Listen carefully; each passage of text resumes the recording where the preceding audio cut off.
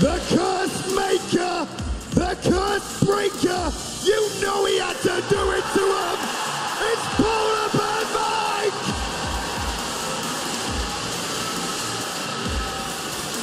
And finally, the Ukrainian hunter who needs no introduction. It's Panda Cat.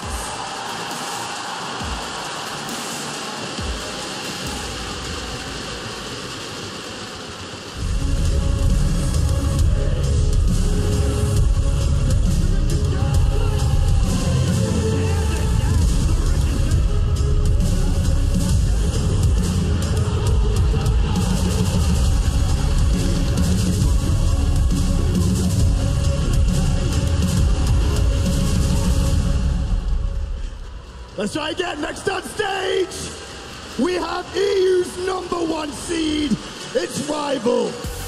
Introducing first, the meta maker, the meta breaker, the meta dictator. It's Deathwalker.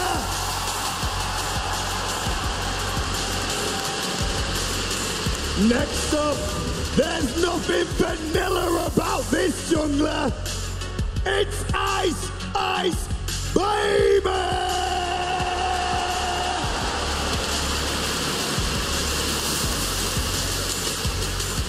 Looking to win more world championships than he has hairs on his head. It's Wolfie!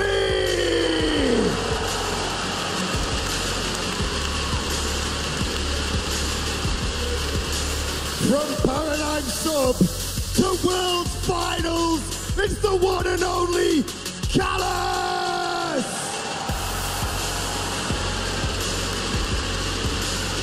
And last but not least, the great Scott himself fighting for his freedom, it's Bolt!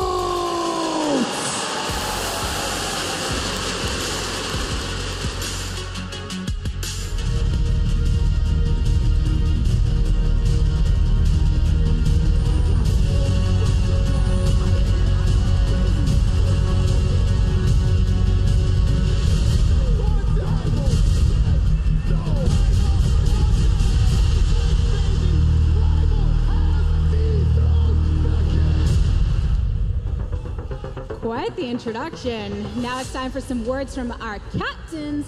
Starting off with Callus over here for Team Rival. Quite a performance in your previous semifinal. General thoughts going into this one? Well, I hope it's gonna be a good game, and I can't BM him. I just can't BM him, so I won't do it. You know, I think there's been a little mention of some kind of curse, maybe? What are your thoughts on that? It's not broken yet. That's all I gotta say. So close to it. With everything that you've been through to get here, people call you the Lanimals. Is that kind of helping you with the vibe, trying to go for that victory? Not really. We just play like we do, but of course not like we do online, because that's not what we want. Who do you think's gonna take the set? Us 3-1 or 3-0. One if I'm trolling. Last things I have for this one. Before we hop into it, what words do you have for your opponents? Well, he's gonna win definitely. Definitely. We can't win. What a nice guy. And PBM? Wait, what am I saying? What words do you have for your opponent? Oh, just best of luck. Hope we have some good games. Good feels all around. Well, like you said, best of luck to both of you, and let the best team win.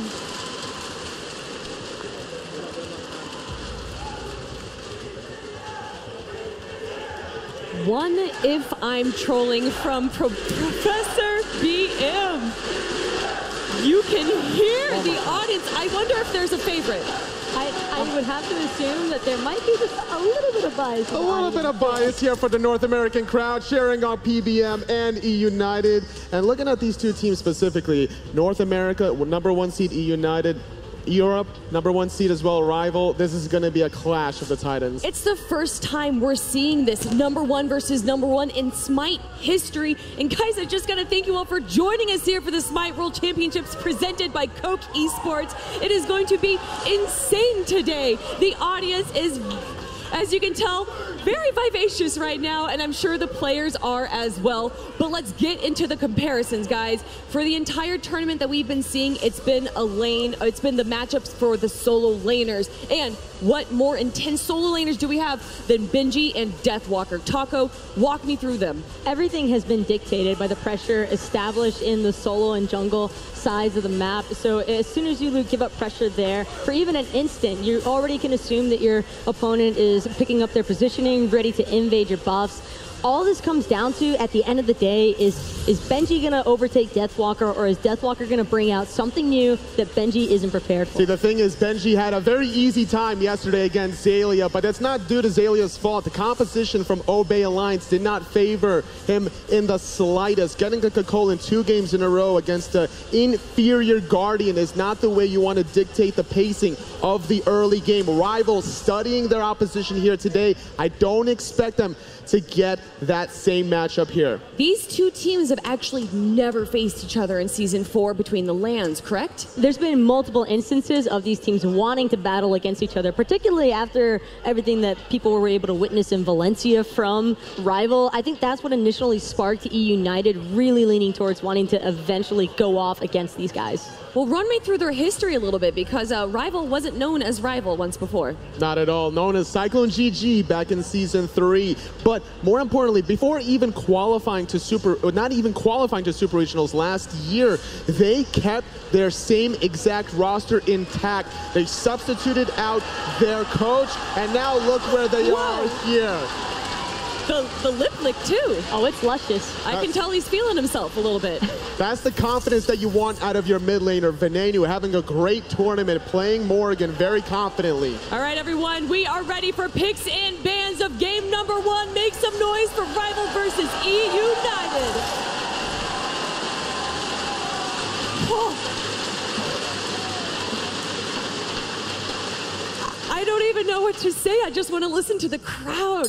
And there we got the first ban coming out. No one wants to face against Robin. Absolutely. That is just an absolute nightmare in that jungle role. Scream is known to have a phenomenal warrior in the jungle. Surprisingly, though, in game #1 against Obey Alliance, he opted for the Bastet, so that's still a potential for EUnited. And Finver as well. And it was so interesting seeing the differences of his Finver and adapting Finver, which didn't really work out in game 5. It all depends, again, on your team compositions and what you're really looking to draft around. EUnited yesterday, we saw a lot of pressure being established in their side lanes and then looking to collapse inward for the team fights.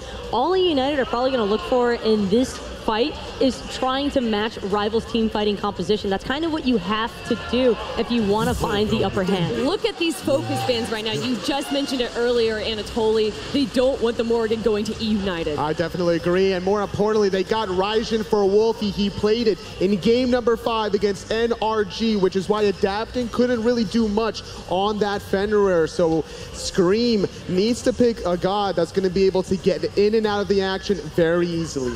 More than likely, EUnited's going to look for that hyper pressure. That way they can ensure that they have a way to successfully dive this Raijin. That's going to be the main thing, is pinpointing exactly where he is on the map and being able to just go after him non-stop.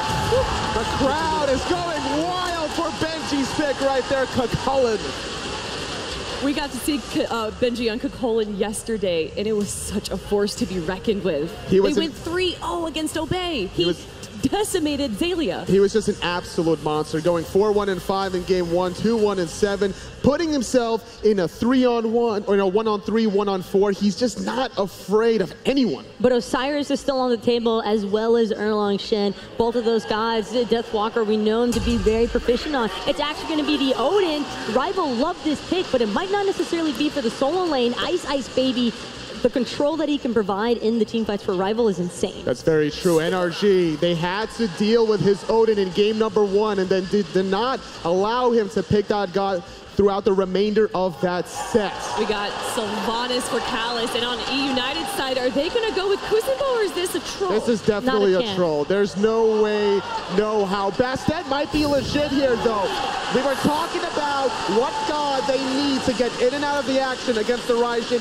Bastet pounces in, Bastet pounces out. So what are the bans that you want to see are coming out of Team Rival? Considering that EUnited have the freedom to eliminate some of the hunter picks, I would imagine Hachiman and Hu Yi to be a couple of the choices they might ban away from Rival, especially since Rival already has so much AoE as far as their frontline engagement off of the Odin Cage and the Sylvanas ultimate. We also got to see an Onher coming out of Vote on the side of Rival, so that might be a possible pick, but I doubt we're going to see it banned out. I don't think that's going to be a priority ban like you mentioned here. It's a very safe pick, I think, especially paired up with the Sylvanas. There could be a lot of aggression in that long lane Gold Fury side, and Rival still with a lot of flexibility. They did first pick the or not first pick, but they had Onher in that first game of the set, so it wouldn't surprise me if they run it back here.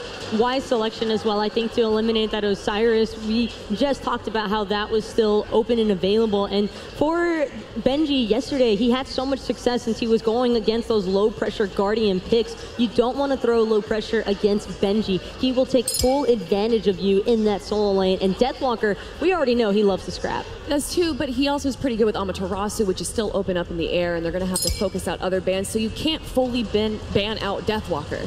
Absolutely not. He has a big god pool, whether it's going to be Guardians or Warriors alike. With this Erlong Shen ban from EUnited, there's not that much left on the table for Rival in terms of the Warrior decisions. Could be a Hercules, could even be Bologna.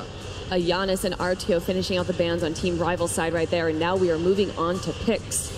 Without their Guardian being secured, EUnited could potentially take the Ganesh here for PBM, or he could even potentially look for a Geb selection, just provide his team a little bit more feel, but Geb does run the risk of getting trapped inside of that Odin ring, and Ganesh actually has a dash that goes straight through it. Now, I like the Ganesh idea because of how aggressive the composition from EUnited already is. Bastet, Uller, Kakolin, so much front-loaded damage. You add Ganesh for the Spirit Ball to just add even more on top of it. EUnited is going to be looking to start some fireworks early on. Taking a while for these picks here, a lot of deliberation going on. And a Discordia is hovered over for EUnited and locked in. It's not something known that Venenu really likes to do. He played Morrigan twice and then a Ra in the second game against Obey Alliance, but with this Discordia pick, there's a lot of control also from a distance. I absolutely love this pick for EUnited because they're kind of anticipating Rival to try and take this to the mid and late game. For Discordia, if you can manage to survive to that state, then you're going to be able to have so much control around your disengage, and even just the initiation factor, that madness and the strife for burst damage, great for shredding out gods like Odin that have to get in there. So we saw Vote play on her before, but why would he not pick Hachi or Hu Yi here? I think that he just wants to fight fire with fire. Honor is one of these aggressive gods with his passive, a very short ultimate cooldown. He's going to be relatively safe with that cooldown because he doesn't necessarily always have to burn the beads. And the Amaterasu coming out on the side of Rival. One last pick for EUnited, and then we're going to be going into game number 1 of the Grand Finals for Smite World Championships 2018. I'm a little surprised to see Amaterasu instead of the Bologna here, because now Deathwalker's putting himself in a position where he could get bullied early on, and whenever you give a lead to Benji, we saw what he can do with it. But with Odin and Raijin being a couple of the gods who are paired alongside of him, he should be okay in that solo lane, simply because Ice with that Odin clear through levels 1 to 5, I think that Deathwalker will be able to sustain himself well enough. Rival needs to babysit that solo lane up until Deathwalker hits level 7. Support last pick locked in. It's the aggressive Ganesh. All right, guys, looking at these two team compositions, who are you favoring in this matchup? The first one's a complete 50-50 toss-up. It all really just depends on how these team fights initially start breaking out. If EUnited can get off to a great early start, they have it. If they don't, if it's just stale and neutral until the 10-15 minute mark, Rival all the way. The gods are locked in, the players are ready, and I believe our casters are ready as well. Everyone, it's time for game number 1 of Rival versus EUnited. Ladies and gentlemen, welcome to the finals I'm Tom Ballinger. Right next to me is Ryan Egro-Bailey, and we have a fantastic, what I think is going to be at least a 4-game set. I tweeted about it earlier. I really feel like this has potential to be an all-time great set in Smite World Championship history. Even excluding the World Championship sets, these are two teams that I think can be very evenly matched. And for my money, the two best teams who showed up here at this World Championship. You don't always get the two teams that look the best. This is one of those situations where I think we have, and it's going to be awesome. These are both the leaders. These are both teams that have created the individual region metas. These are both of the teams that find themselves at the top of their respectable regions. Make some noise. EUnited versus Team Rival, game number 1. Going into the drafts, I love what EUnited did with this draft right away. Prioritizing Scream's Bastet that played so well yesterday up against Obey, and Benji gets his signature Kukulkan. I know a couple of the players were talking before the set is if Rival was going to actually give Benji that Kukulkan. It's clearly Rival not too worried about it. And honestly, I don't think I blame them, at least for game 1.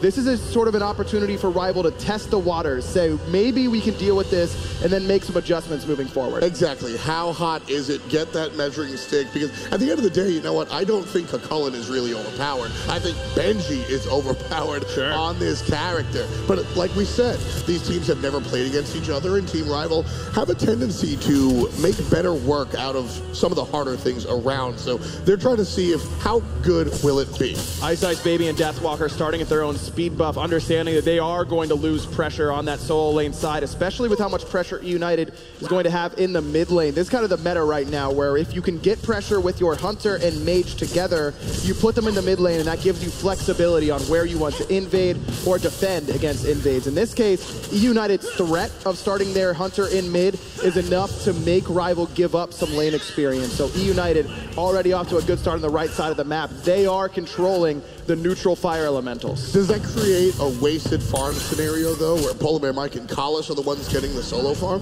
Sometimes, yes, it can, but with how early Panda Cat has rotated over here, that means that this dual lane farm isn't going to waste only to Polar Bear Mike. What's also interesting, and shout out to EUnited for successfully rocking out that first wave or two, not only does Polar Bear Mike have the level lead on Kalish, but he also had his Hunter rotate, so it's kind of the best of both worlds. I love what Ice Baby's doing right now. He knows that they're not going to get pressure in that solo lane again, so he just goes and invades the back Harpies. And a lot of players probably saying, well, why doesn't EUnited just go contest that? It was the positioning of Vote and Wolfie that made sure that Venenu couldn't be comfortable. And look, Ice just going right around the back to pick up this other set of back Harpies. Now he does need to be careful because the dual lane from EUnited is on the way into this jungle. But it's all about risk versus reward, and you look at somebody at the enemy back Harpies and you go, that's kind of crazy. Right side was a little safe, left side not so much. In fact, he's going to get greeted by PBM, jump over his Panda Cat, and the actual cat, Ice Baby by a hair, but it's all about Scream, and that's how you start a final.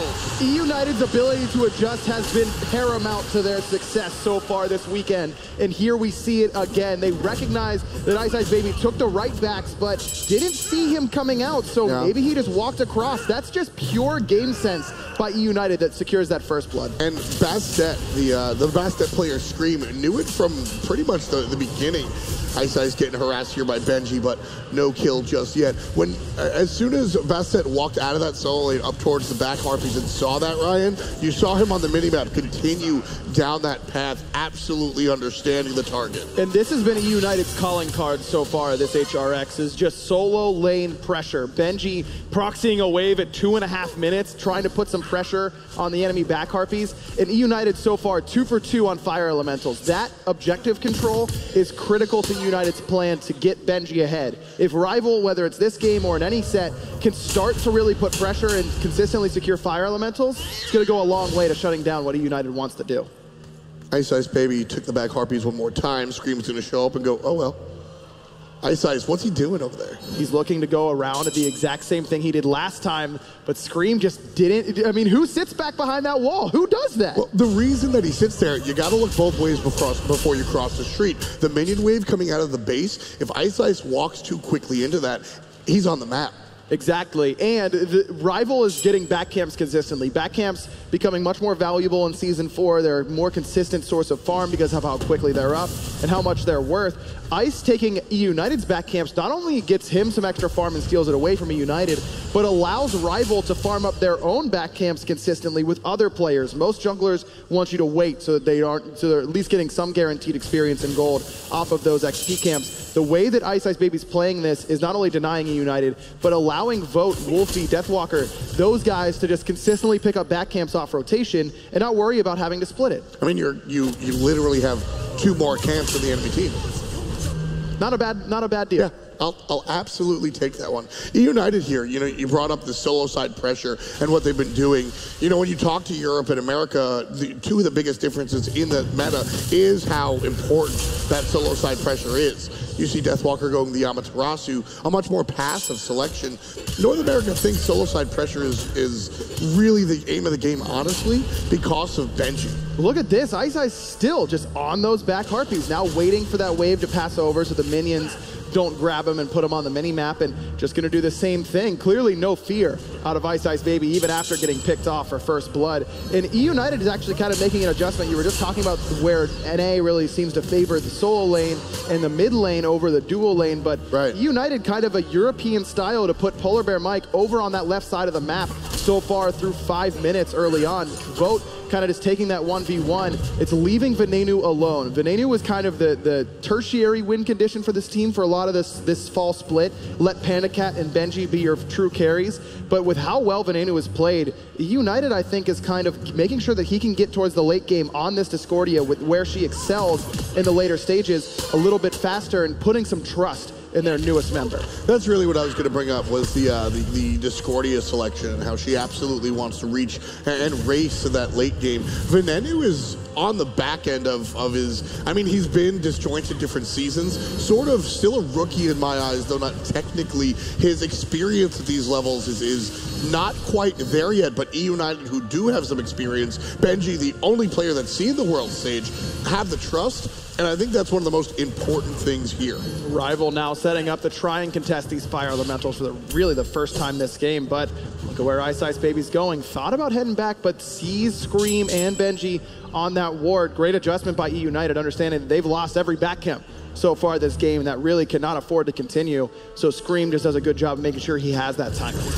Vote's going to show up and impale PandaCat against the wall, slowed against with the pillar.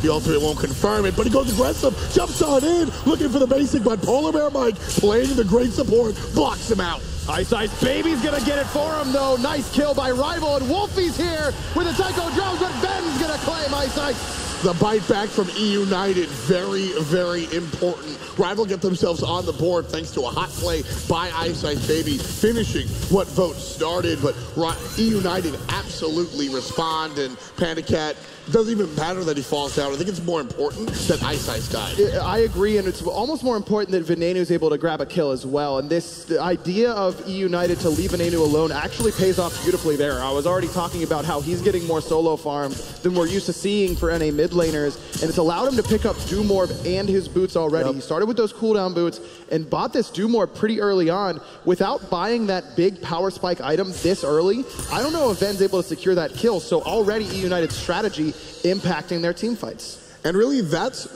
the word strategy is what you mentioned, and I think that's the key here for EUnited. I mentioned it in sort of the pre-game hype moment, but these two teams are basically here. I always talk about, if you follow the meta, you're following the leader, hence you are not the leader. EUnited and Team Rival have created their... Scream's playing Bastet. Oh, these are the two meta creators, without a doubt. Ice gets caught this time by Venenu, but it's already too late. With that extra movement speed from the Swift Wing, from those Talaria boots, Ice Baby's not looking to do anything but move fast so far with this build. And that's all Odin really needs to do, because if you could just get in position to find the right cages to consistently bully out the enemies, you don't need a whole lot of excess power going for you. Right, and Odin gets his early game monstrosity presence from the fact that his base stats are just nasty.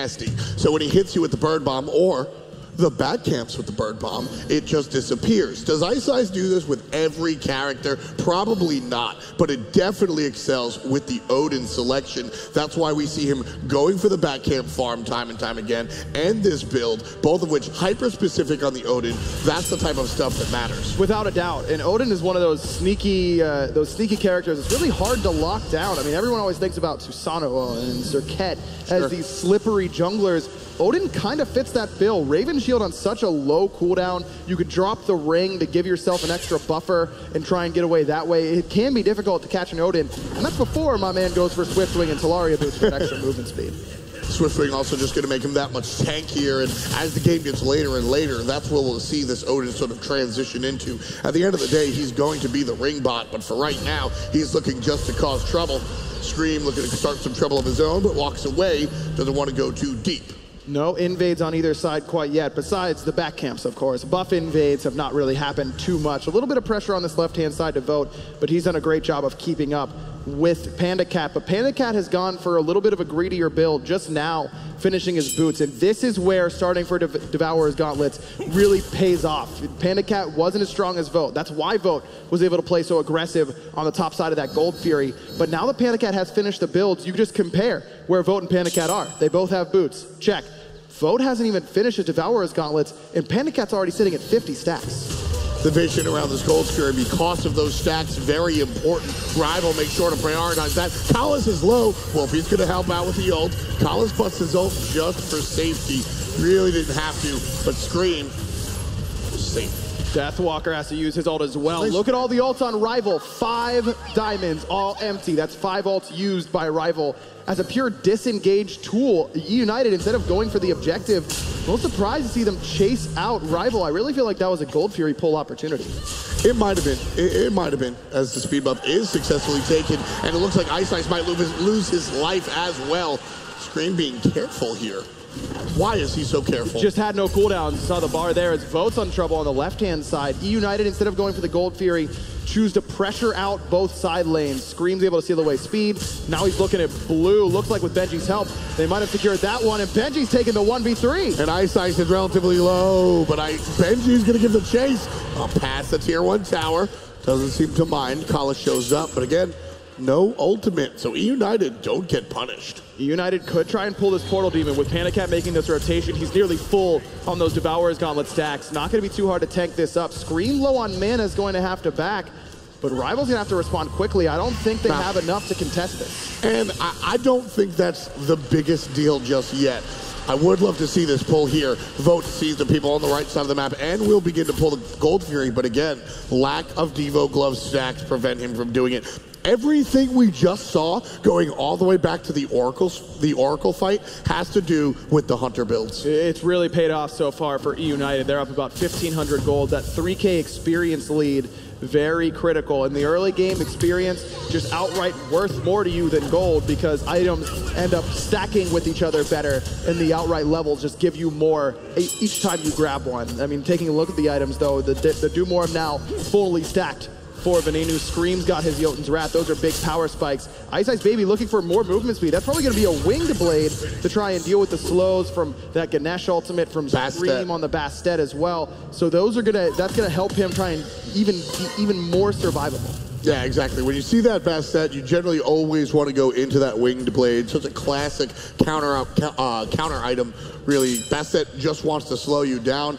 And, you know, bringing up that Bastet again, this is a very powerful character that we just don't see a lot of. It's just a flavor pick for Scream, and a lot of players feel like she doesn't bring enough pressure in the early game, and then her mid game is very strong. That's where Bastet really does the majority of her work, and we're basically entering that point right now. As soon as you finish off that first pen item, it becomes very difficult to deal with how much burst and poke Bastet can put out. That's the problem, is that Bastet, all she has is damage. It's damage, the slow on the 3, the declaw, you've got a slow from the cats, but you're really just there as a damage output machine. You need CC elsewhere, and EUnited have drafted around that beautifully. That's exactly how you let a player on your team play what he wants. Vision around the Gold Fury goes to EUnited as they successfully take the bananas.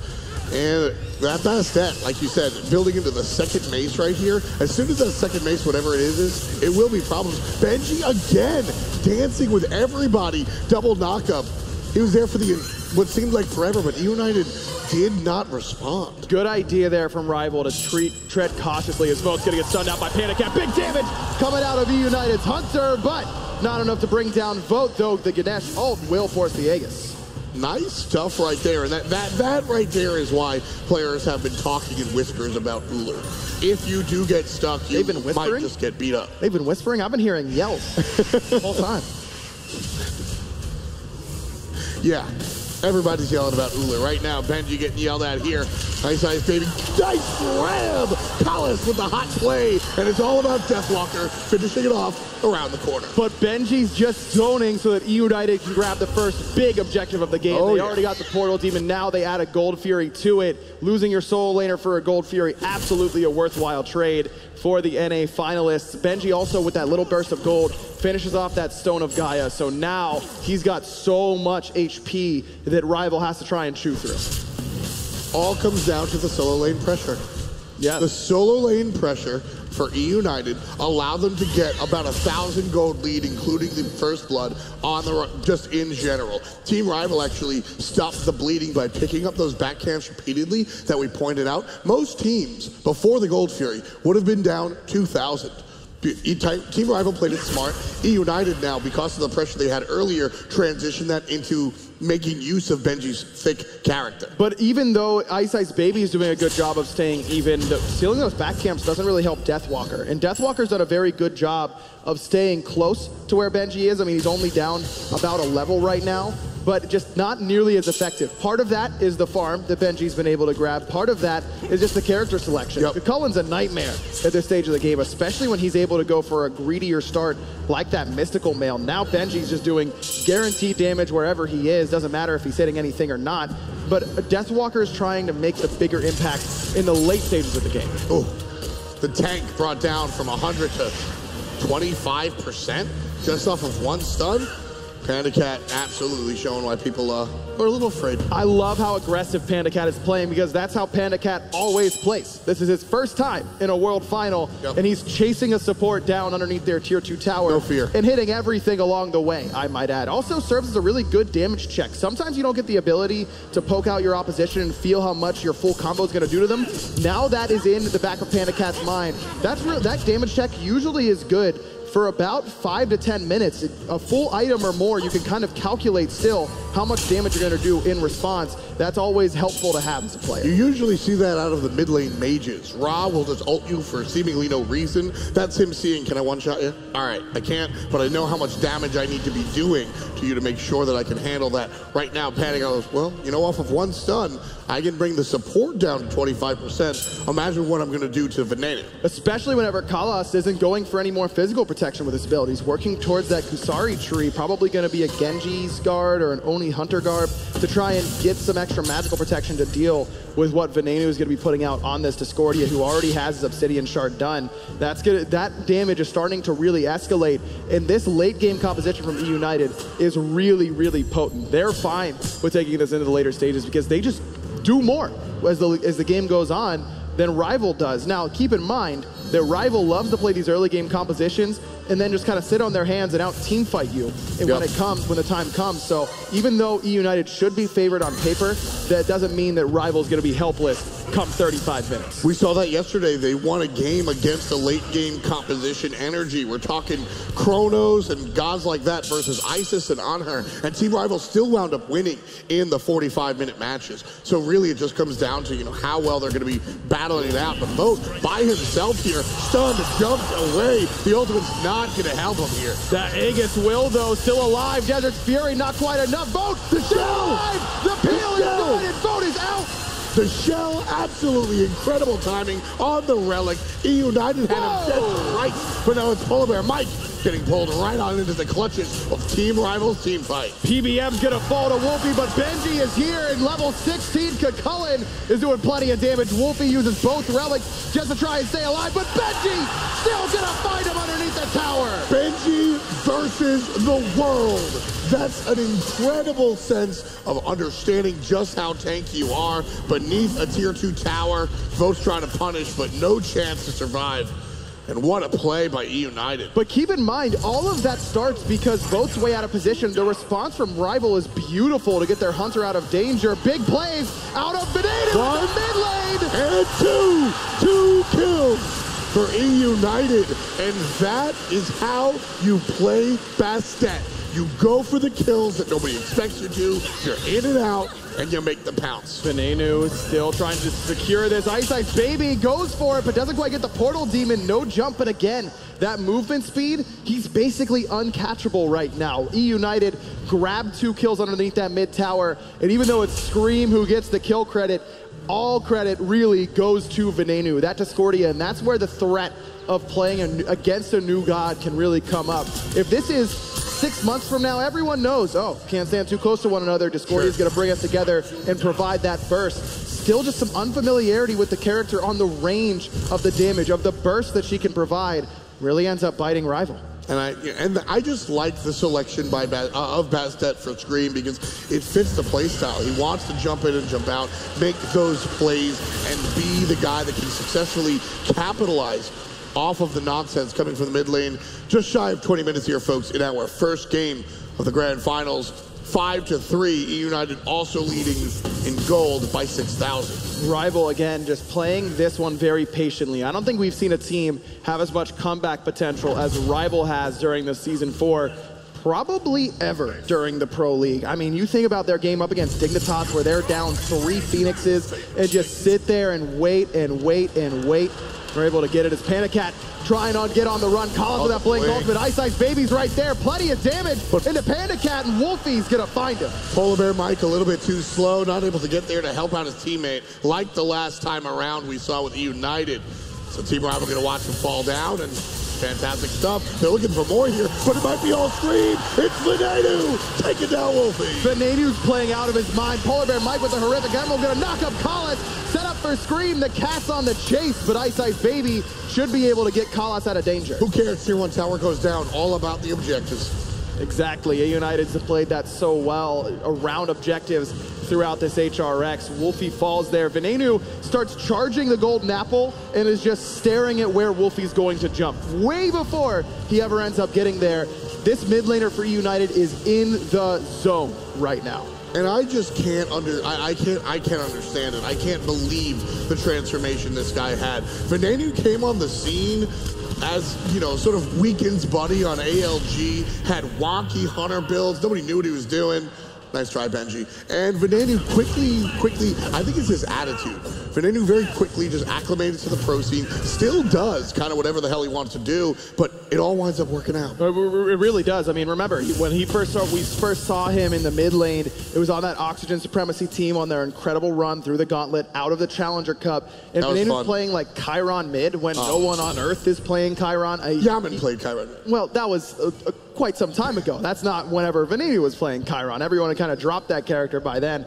Just that creativity and willingness to adjust to what the team needs to do. That's what really impresses me most about his game, is that he can play this hard carry, and he can do it very well. He can also play the support mid, you know, just try and set up for Scream, set up for Benji, set up for Pandacat. Everyone on EUnited can try and carry a game. He's doing both here. I mean, we saw him set up for Scream 1 kill ago, and then, you know, like you said, just charged up the ultimate and smacked him down. That's the ability. Both of these teams have so much adaptability on their squads, and I think that's why they find themselves on top of their regions and on top of their game.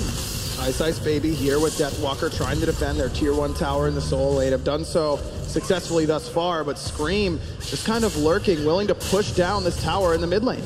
Yeah, again, Bastet, not quite the same split push character that she has been in yesteryear, but still has the ability to bring out some of that nonsense. Right side, 5-man grouping. Collins flings forward, but it's all about Benji on the back line. The rest of the team paying attention. Benji, 25% HP. Ice trying to cut that down. Stuck in the ring. Will he die? Yes, he will. Both puts him in the ground. But look at Scream. Look at Scream coming around the corner, still trying to impact this fight, but Rival still healthy enough and using those Sylvanas heals. Ice Baby able to jump away. Scream used that ult to get the tier 2 in the mid lane. That did fall for EUnited. But it cost them their solo laner. Now it might cost them their tier 1 at the very least. Rival using the sustain, these Sylvanas heals so effectively. And when EU teams have been playing against Sylvanas, we've seen a ton of anti-heal dedicated to it. Venenu going for Rod of Tahuti instead of a Divine Ruin in that slot could end up really hurting EUnited here. We'll see. We'll see. I actually think the more power will be effective. One of the scary things here for Team Rival, though, is that looked positive. But take a second look. 5 ults, 5 players for 1 kill. That almost didn't happen. It took 5 players with 5 ults to kill, Benji. Kalis was the only one whose ult was under the tower. But keep in mind, Benji's level 20, and he's nearing full build. He's not getting a lot tankier than he is right now. Wolfie and Vote are going to get a lot more damage to deal with Benji. That time to kill is going to drop significantly once Wolfie even finishes off an Obsidian Shard. Sure. I mean, Vote's level 18. He doesn't have that much far to go. But, yeah, I get your point. It just scared the hell out of me. 5 players, they're all killing him. He's still not dead. Like, that's got to be... Team Rival get out of that one and take the tower and go, all right, guys, nice, but think. See, I think EUnited comes out of that fight saying, okay, we understand that we're starting to lose the ability to do whatever the hell we want in these team fights. We have to be respectful of the damage that Rival's going to put out now, as Panda Cat needs to be respectful of the damage Wolfie could do to him. Scream doing good poke onto Vote. And really, EUnited probably saying to themselves, we need to respect the healing coming out of Rival. We need to get some more dedicated anti-heal. We need to play around that sustain a little bit better. But Rival might get caught sleeping here. This Gold Fury is going to get bursted before anyone can even get close. No vision. No vision at all. EUnited again find themselves just pushing their lead forward. 9K right now. 13 wards placed by Venenu. That's part of the reason why he doesn't have a little bit more in that item build. I was wondering about why he was building, just not quite done with that 5th item yet. He's gotten so much solo farm, and being 2-0 and 2, the multiple Gold Furies, 3 now in total for EUnited. It's because of those wards placed that it helps out the rest of the team. It does slow down Venenu's build a little bit, but he's 1 item away from being just about good on damage so far. Yeah, I mean, most of these items are between 2,000 and 2,500. He's blown 600-700-ish on vision, right? So when you break down that math, you go, wow, that's like half an item. But at the same time, EUnited as a team are up so far. You could argue because of the vision. They were able to chase down the invades. They were able to deny the buff invades, right? That vision has really kept EUnited on their toes. And Venenu, even despite spending all that on wards, is going to be ahead of Wolfie in damage. I mean, over doubling what he's put out so far, even with the later game mage. And a lot of that is just because you can afford to spend a lot of gold on wards whenever you're this far ahead. You're not losing a lot in response because you're just going to be ahead regardless. Wolfie here on that Raijin, however, will become more and more of a threat as time goes on. Raijin, one of the scarier gods in the game right now, in my opinion, Ryan. I think that his ability not just to do burst damage, but also control with a taunt, spread with Raiju. A lot is very scary. P.S. He can also jump away and be safe. He can also jump in and mez you and try and lock you down a little bit longer. Raijin does it all in the mid lane. There's a reason that he's been top pick, top ban, basically the entire tournament. But the problem is if you don't get ahead early, the mid game doesn't feel super impactful. It's still good, don't get me wrong. But already Venenu starting to feel a little bit more impactful with this Discordia. But in the later stages, once Raijin hits full build, hits that 6 item slot, level 20, we've seen how many players underestimate the amount of burst that Raijin can provide. You throw the 2 onto someone and then Taiko drum them down. Panda Cat, Venenu, Scream, 40%. They're all in danger of getting insta-killed by just 2 shots out of that Taiko drum. And don't forget, I mean, Wolfie, you know, if he starts to party, Ice Ice Baby locks down a ring, and where are you going, right? You can get so screwed up by what Team Rival has really crafted here in their picks and bans phase in game number 1. Rival playing the mid-game slow, and that's kind of the idea right now with how far behind they are. They need to try and re-engage off of an extended fight and really utilize those Sylvanas hills. Problem with that is that Venenu is done now with that Divine Ruin. That's that extra bit of anti-heal that I think EUnited really needed. And now that that key item is done, what does EUnited do? Immediately force a fight around FG. Understanding that this time around the healing will be less. 7,000 healing up until this point coming out from the Sylvanas, but now it's about the Fire Giant. And EUnited take it down. Wolfie looking to take down the wrong guy. PBM a little too tanky, but here comes Benji. The jump-ins after him. Venenu's gonna get the first kill for EUnited, and Rival is on the run. EUnited secure the gold, the fire giant, and man, was that close. That is a toss-up on who's gonna get that, but again, that's trust in your squad. A lot of teams probably drop that FG, and the correct play, putting in air quotes, is probably to drop that FG, but EUnited ends up making the play anyways. Sometimes you gotta take those calculated risks, and that's exactly what that was for EUnited, and it pays off big time. And again, you know, that's the play. I scream for it every time. Always go for the steal. Ice will sit down, but he absolutely did the right thing. I want to see Rival go for that. Oh my God, Vote just gone from the map. Scream and Panicat combined to bring down another one as well. Kalas falls, as does the right side Phoenix. Really out of nowhere. Hail of arrows into Pounce, 65% of Vote's health. Just see you later, man. And I think that's why I like the Bastet selection, is that her damage comes so surprised, right? Out of nowhere, and that along with Panicat can really help things out. Mid lane finishes the fight, Ice drops the ring, Deathwalker goes down, Scream chases, gets the double digits for EUnited. Mid Phoenix gone as well. EUnited dominant so far in this game. I mean, Rival just hasn't seemed to have an answer for Panicat on that left side of the map. Benji's been a monster as well.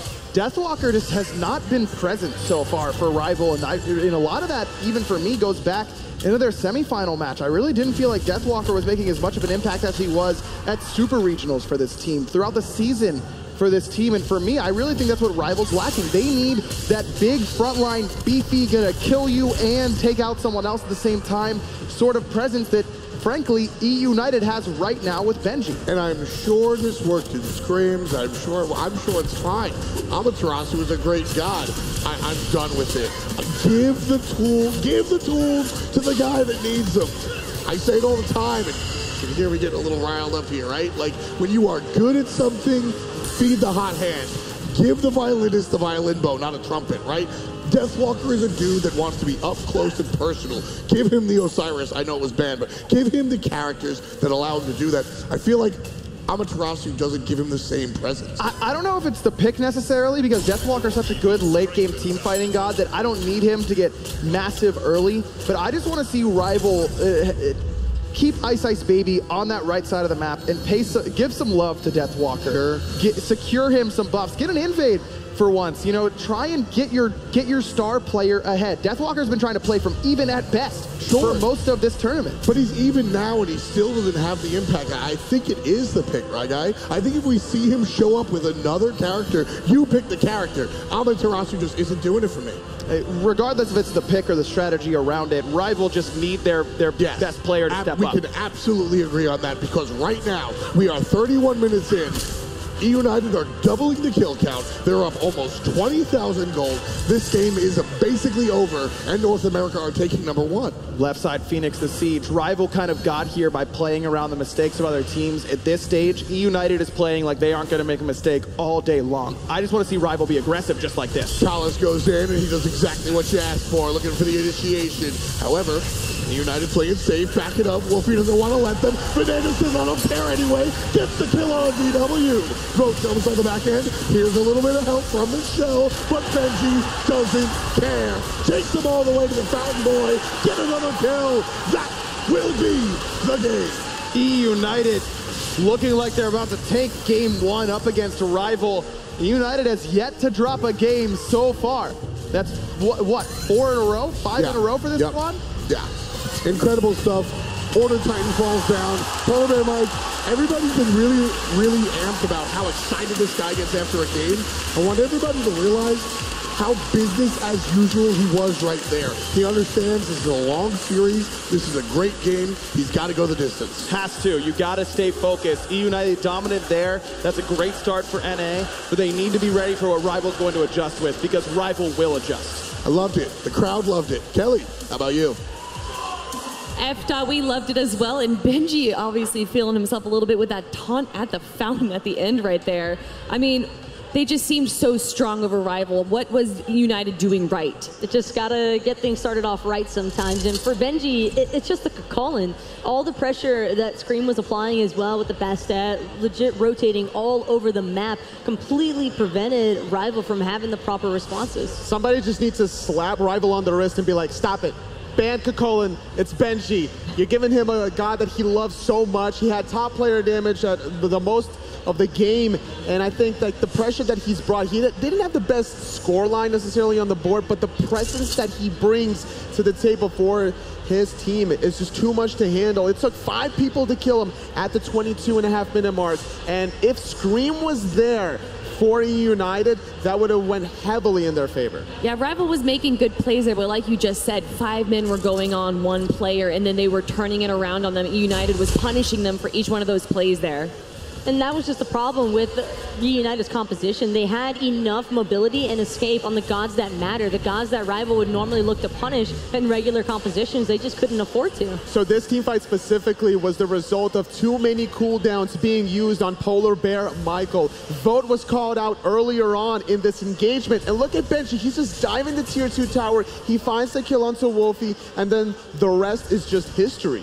There's just no response in this kind of circumstance, because once a Cullen gets that far ahead, and again, it's just going back to the solo lane matchup in general. Amaterasu, she has such great presence in team fights, especially with her movement speed aura for her teammates, but it just doesn't pan out very well, considering that Deathwalker is such an aggressive player. He could probably match Benji on a god like Osiris or Erlang. Now, Rival was still in the game up until that 28-minute mark. Once EUnited got the Fire Giant, they were down about 10,000 gold or so, and they still could have made the plays happen. We saw them, pick off Benji, look for that tier 1 tower in the solo lane.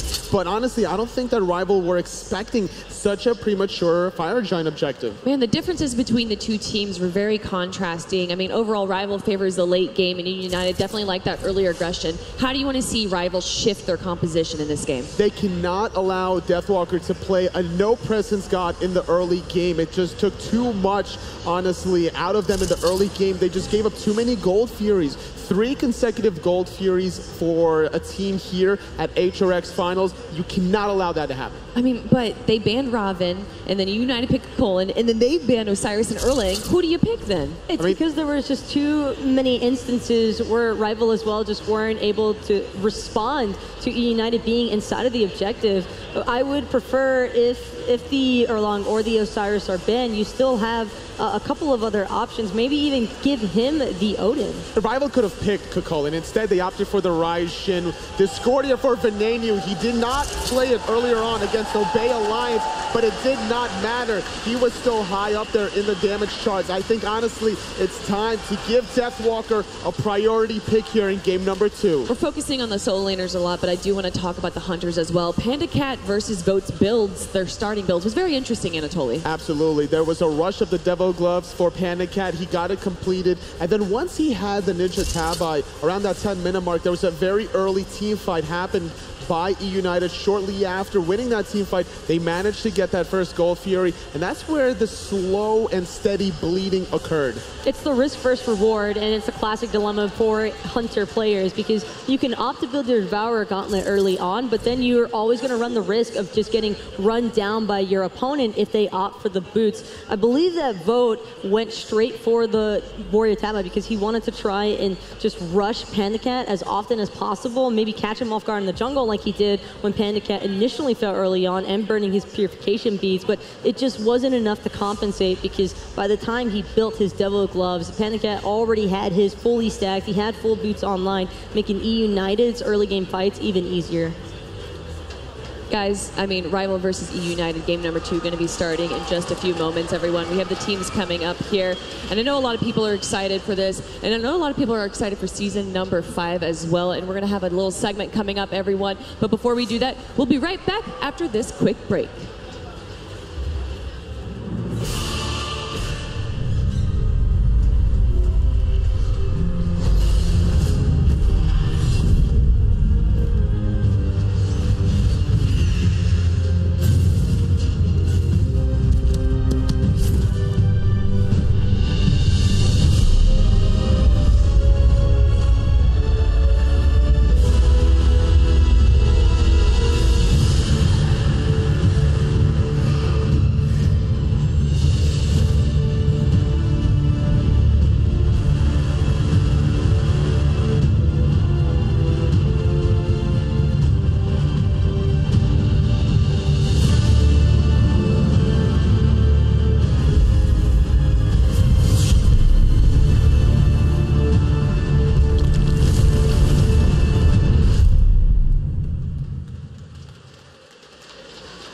Hello and welcome back to the desk.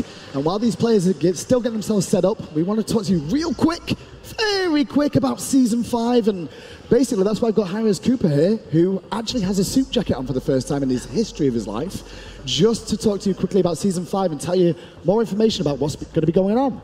Yeah, so we've been talking about a lot of new changes to the season, new formats, new teams, and we actually want to reveal the new look for the league as well. So the 2018 Smite Pro League logo. Well, let's have a look at that. There you go. Smite Pro League logo with Bologna, the center face for that. So that's going to be all the branding for the year as well. That's right. So we've already done some discussion about what's going to be going on in Season 5 esports centric, but let's talk about SPL next year, first of all. Yeah, so we've announced a lot of these changes, but just to refresh everyone, we're going with no relegations. That's probably the biggest change that we're going to go with. So teams will have the security of all season long. They'll be able to play in the Smite Pro League without that fear of being relegated. So guaranteed spots next year. We are going to be cutting the league to 12 teams, 6 per each region, North America and Europe. Yeah, and that's to promote better competition. We noticed that the lower end teams, they tend to stay there most of the time. So in order to create better competition all season long, we've cut it to 6 per region. But not only that, we are also going to make sure all these players in the Pro League will get a salary as well, correct? That's right. It'll be a 30K minimum salary for every player in the Smite Pro League for the whole year. So that gives them the ability to have sustainable income as well as the time that they're putting in. It feels worth it. So when does the SPL start next year? Spring 5? Of 2018. That's the date that we're looking for, and it'll have a new format. Fans have requested for a long time. We'll be going with double round robin. Double round robin? So every time we get to see all the players play against each other twice? All season long. Each split? Every split. Awesome, that's great news. So quickly, Challenger Cup as well. We've been talking a lot about Challenger Cup. What are we going to be doing with Challenger Cup this year? Because a lot of people asked for some more input. Yeah, fans have been giving a lot of feedback on the Challenger circuit. So first and foremost, we're going to take the broadcast in-house, all of Hi-Rez talent, and we'll be broadcasting all those games on the weekends. On top of that, we're also doing increased prizing as compared to Season 4, so they also have an incentive to play for, and there'll also still be a path to the Smite World Championship. So we could see a Challenger team make it here next year for Hi-Rez Expo? If they're good enough. Okay. Last but not least, I guess I should mention international. What's going on with the international scene? Yeah, everyone wants more. As we've seen at the Smite World Championship, the international teams are getting better and better every single year, and we wanted to make that a focal point for next season. So we're having an umbrella of all the international regions called the Smite Global Series, and this will be a way for the amateur teams as well as the pro players to compete all season long. We'll have more details on the exact format after HRX, but a few key points for that is they will also get increased prizing as compared to Season 4, and we'll also be doing all international broadcasting in-house. That's awesome. What else have we got left to really look at here? I guess it's just down to unveil one of the orgs joining the Pro League next year. Yeah, we've done a selection process for for all 12 organizations heading into the Smite Pro League for next year. And since EUnited won that last game, I think it's fitting we reveal an NA org. Happy to say that Splice will be joining us in the Smite Pro League for 2018. Splice will be joining us. That's correct. A North American team will be back. That's Splice for us. That's going to be exciting. So they get to hand-pick their roster for next year, technically. That's right. There'll be a whole free agency period sometime in the off-season in the next couple weeks, and we'll have more details when that begins and how it works sometime after HRX. Awesome. Now, I know a few people at home might be saying console real quick, so anything on console just yet? Again, after HRX, we have some very exciting plans for console. I'm really looking forward to it, but just going to have to wait till after the event. Well, I'm looking forward to Season 5 too, but for now, it's time to get back to Season 4 finals. EUnited are at 1-0 against Rival. What's going to happen? Mortals, do not fear death. Death is not the end. Death is the beginning. Surrender to the flames of Ragnarok. Forge a new world where all shall fear.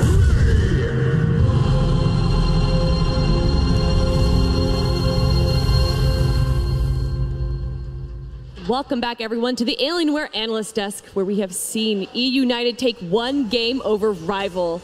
And it seemed like a very easy game for EUnited. It was definitely a one-sided matchup the whole way through for EUnited's favor, of course. And again, it's just relaying back to that same solo pressure that Benji was able to provide. Scream didn't have to worry about that side of the map as much, even though they were allowing Rival to initially secure all of their buffs, no problem, no early invades. A little bit surprising, but at the same time, that's kind of just feeling out the waters, testing your opponent. Yeah, very true. It was a very slow and steady build-up here as EUnited got Gold Fury after Gold Fury. They gave up one Portal Demon to Rival, but at the end of the day, that 28-minute Fire Giant call, I got to go back to it, is what really sealed the deal here and got EUnited the victory. Besides Kakolin, what differences do you want to see in Rival?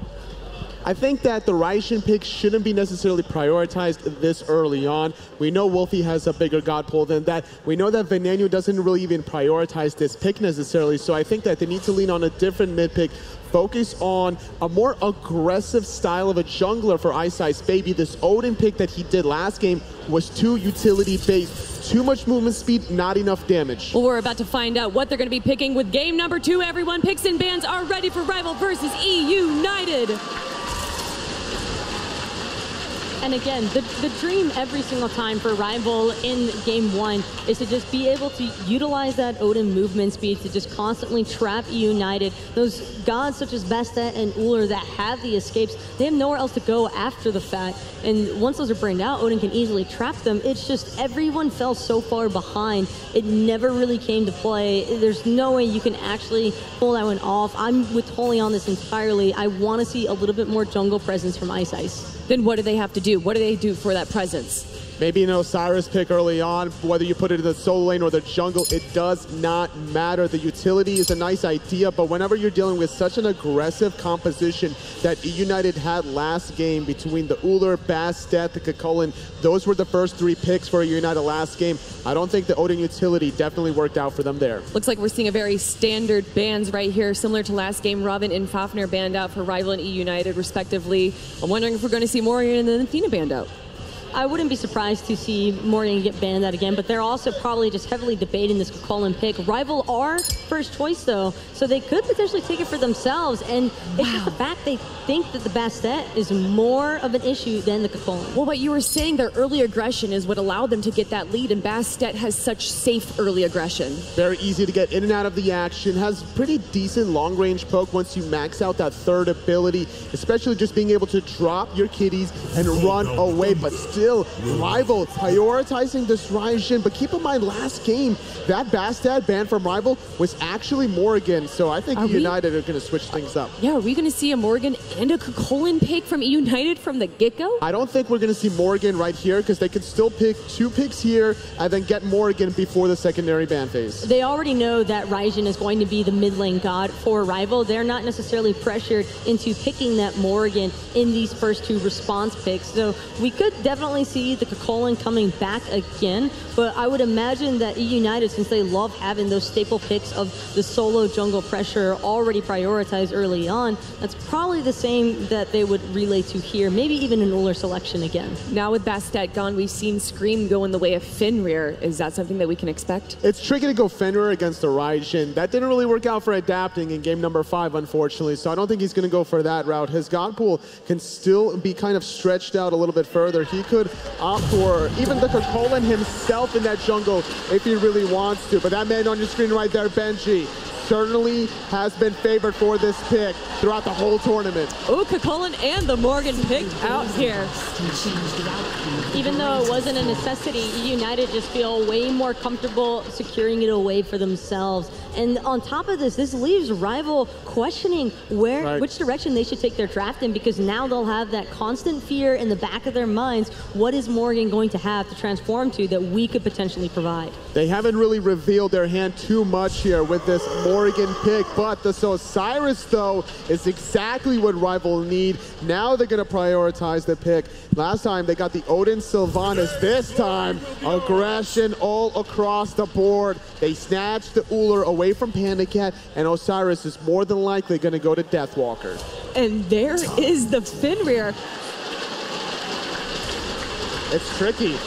It's very difficult to go onto Horizon as a Fenrir. Your Brutalize will get instantly canceled during that third ability, not to mention once you bang on those drums for the taunt. But I like the combination that this could provide for EUnited. Fenrir and Kakolin are both excellent gods for Morgan transformations. It just depends on what Venenu feels more comfortable providing to the team fight aspect. And Fenrir having 2 Ragnaroks, that's excellent setup for your team, not to mention the Brutalize and the potential for a double jump stun. A lot of burst damage from Unchained. That first ability is going to be able to really pound away some of these squishy targets that are going to be left alone and isolated in the backline. So I really want to see Rival get a defensive support, something that can peel very easily, specifically the Geb. Can we expect Panda Cat here to go Hu Yi?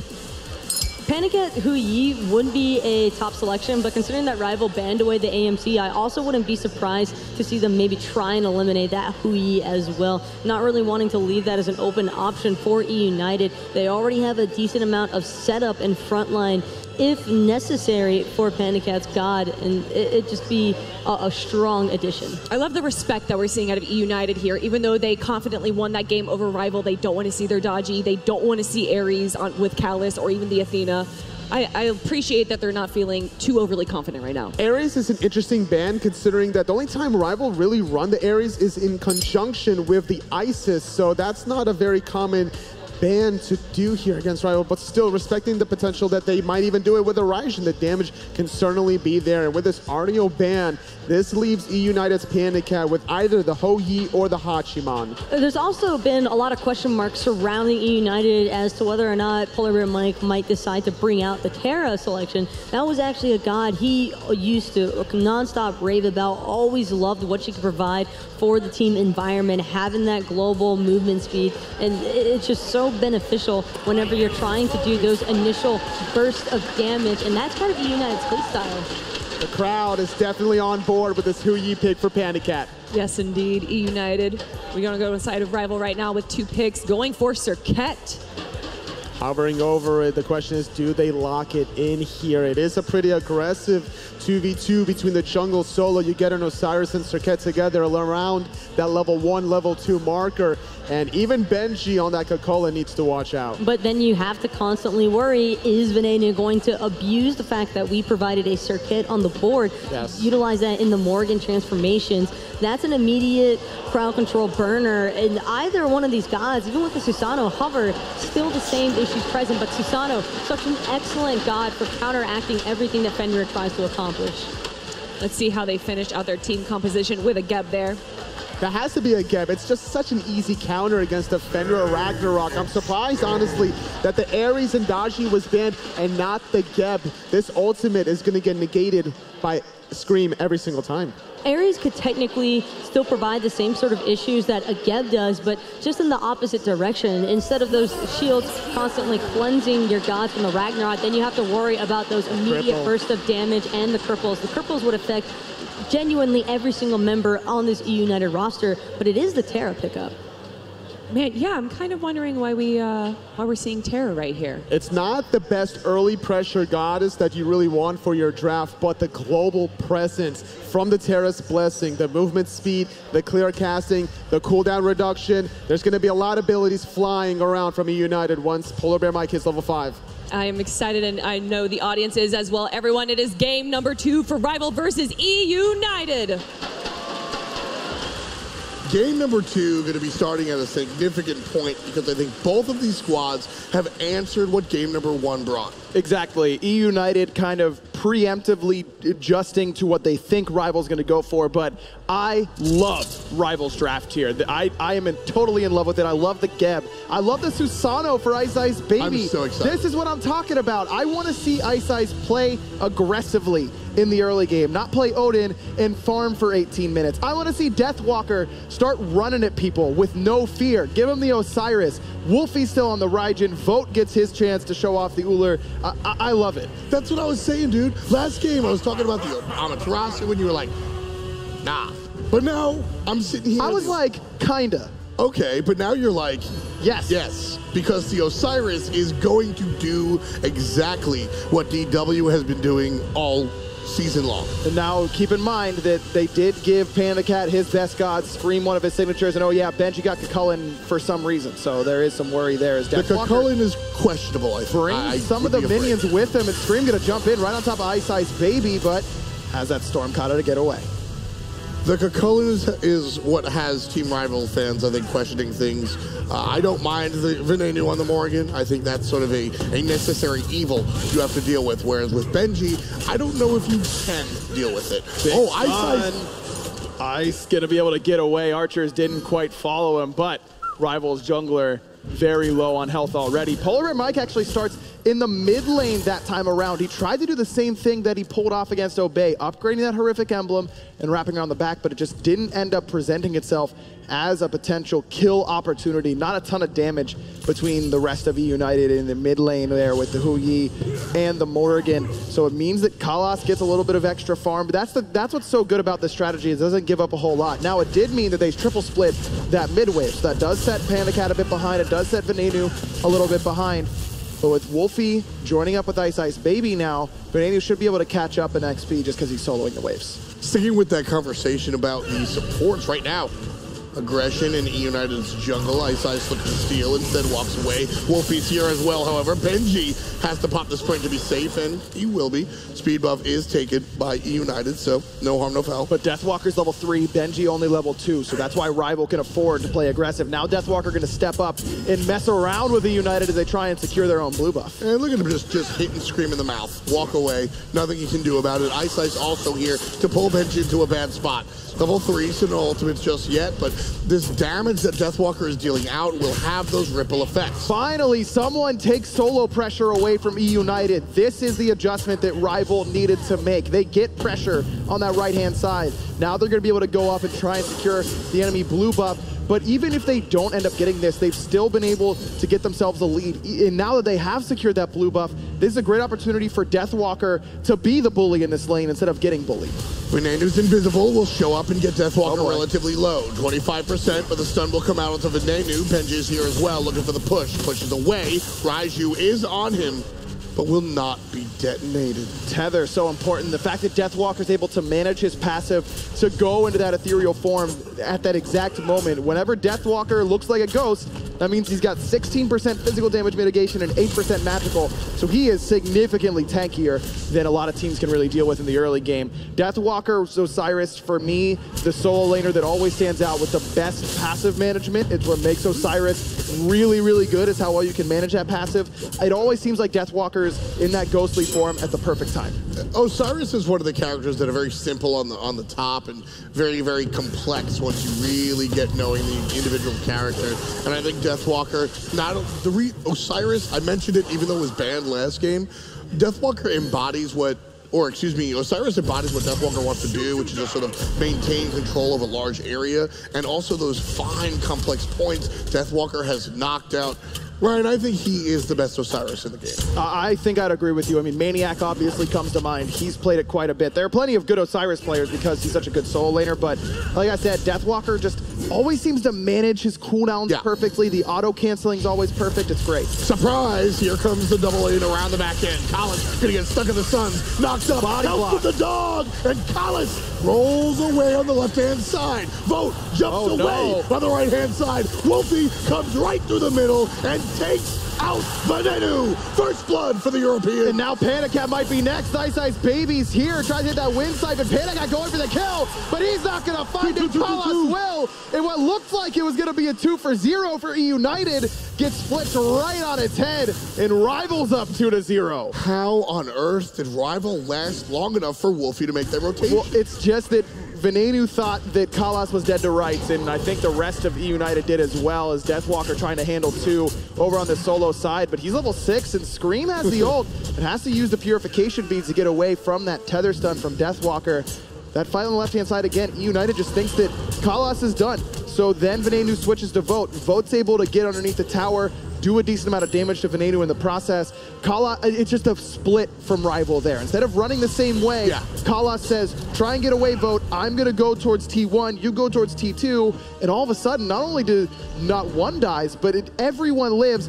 and then they pick up 2 from EUnited. Sometimes you get a little bit lucky that a team, in my mind, that's EUnited dropping the ball, should not get first blood, but it's also Rival putting it, they make it as difficult as possible in order to pick it up. Exactly. You mentioned something really, really important last game, in that Team Rival has repeatedly has earned a living off of capitalizing off of the mistakes of others. But it's not just waiting for somebody to kind of suck and make up for it. Team Rival forces you to make a decision. And every time you are forced to make a decision, there's a chance you can make the wrong one. Exactly. Rival, I mean, I said it on Twitter. I think that they got here by punishing mistakes. And for my money, they do it better than anyone. It used to be Energy. Rival's kind of taken that crown for me to punish mistakes better than anybody. That's why they come back from being 3 Phoenixes down. That's why they come back from being 8K down. And they put you in the position to make that mistake. Exactly. But this is Rival being a little bit more aggressive. And you can still keep that identity. You can still punish mistakes when you're in the lead. You don't exclusively have to be behind. That's exactly what happened. I mean, the split forces EUnited to make a choice. They make one of the wrong ones, and Wolfie punishes them for it. That's why we see Rival up 2 kills to none, almost 1,000 gold, 6 minutes in, nice and early. And Team Rival looking to fix what happened in game number 1 with some early aggression. Collins with the ultimate. Ice Ice Baby with 1. Wolfie with a 3rd. Rival with a 3rd. It's 3-zip. Love that CC chain. Perfect execution by Rival. And what does it all come back to? It's Deathwalker playing aggressive on the right-hand side that forced those beads that got Scream killed right there. Wonderful, wonderful stuff. Just classic Team Rival gameplay. They deviated away from it a little bit earlier in the tournament. Even Benji taking some extra poke right now. This is what I love to see. Take away the carry potential from Benji. Now, he's still going to be a monster to deal with in the early to mid game. This is more damage than Benji's taken in the early game in the last 3 games. I believe it. It just feels that way. Benji's been able to do whatever he wants in the early game against Obey, against Rival in this set. This is the first time that he's the one sitting underneath the tower. And sometimes when you play the same way 3, 4, 5 games in a row, when you've had your way with the enemy team over and over and over again, it takes an adjustment period to get ready to, okay, maybe I'm not a level and a half up. Maybe I don't have a big item lead and I can kind of position aggressively in this sense. Maybe Benji's going to have some trouble adjusting to being behind. Now, I don't think that's the case because Benji is one of the best players in the world for a reason, but you at least give him that opportunity to make a mistake.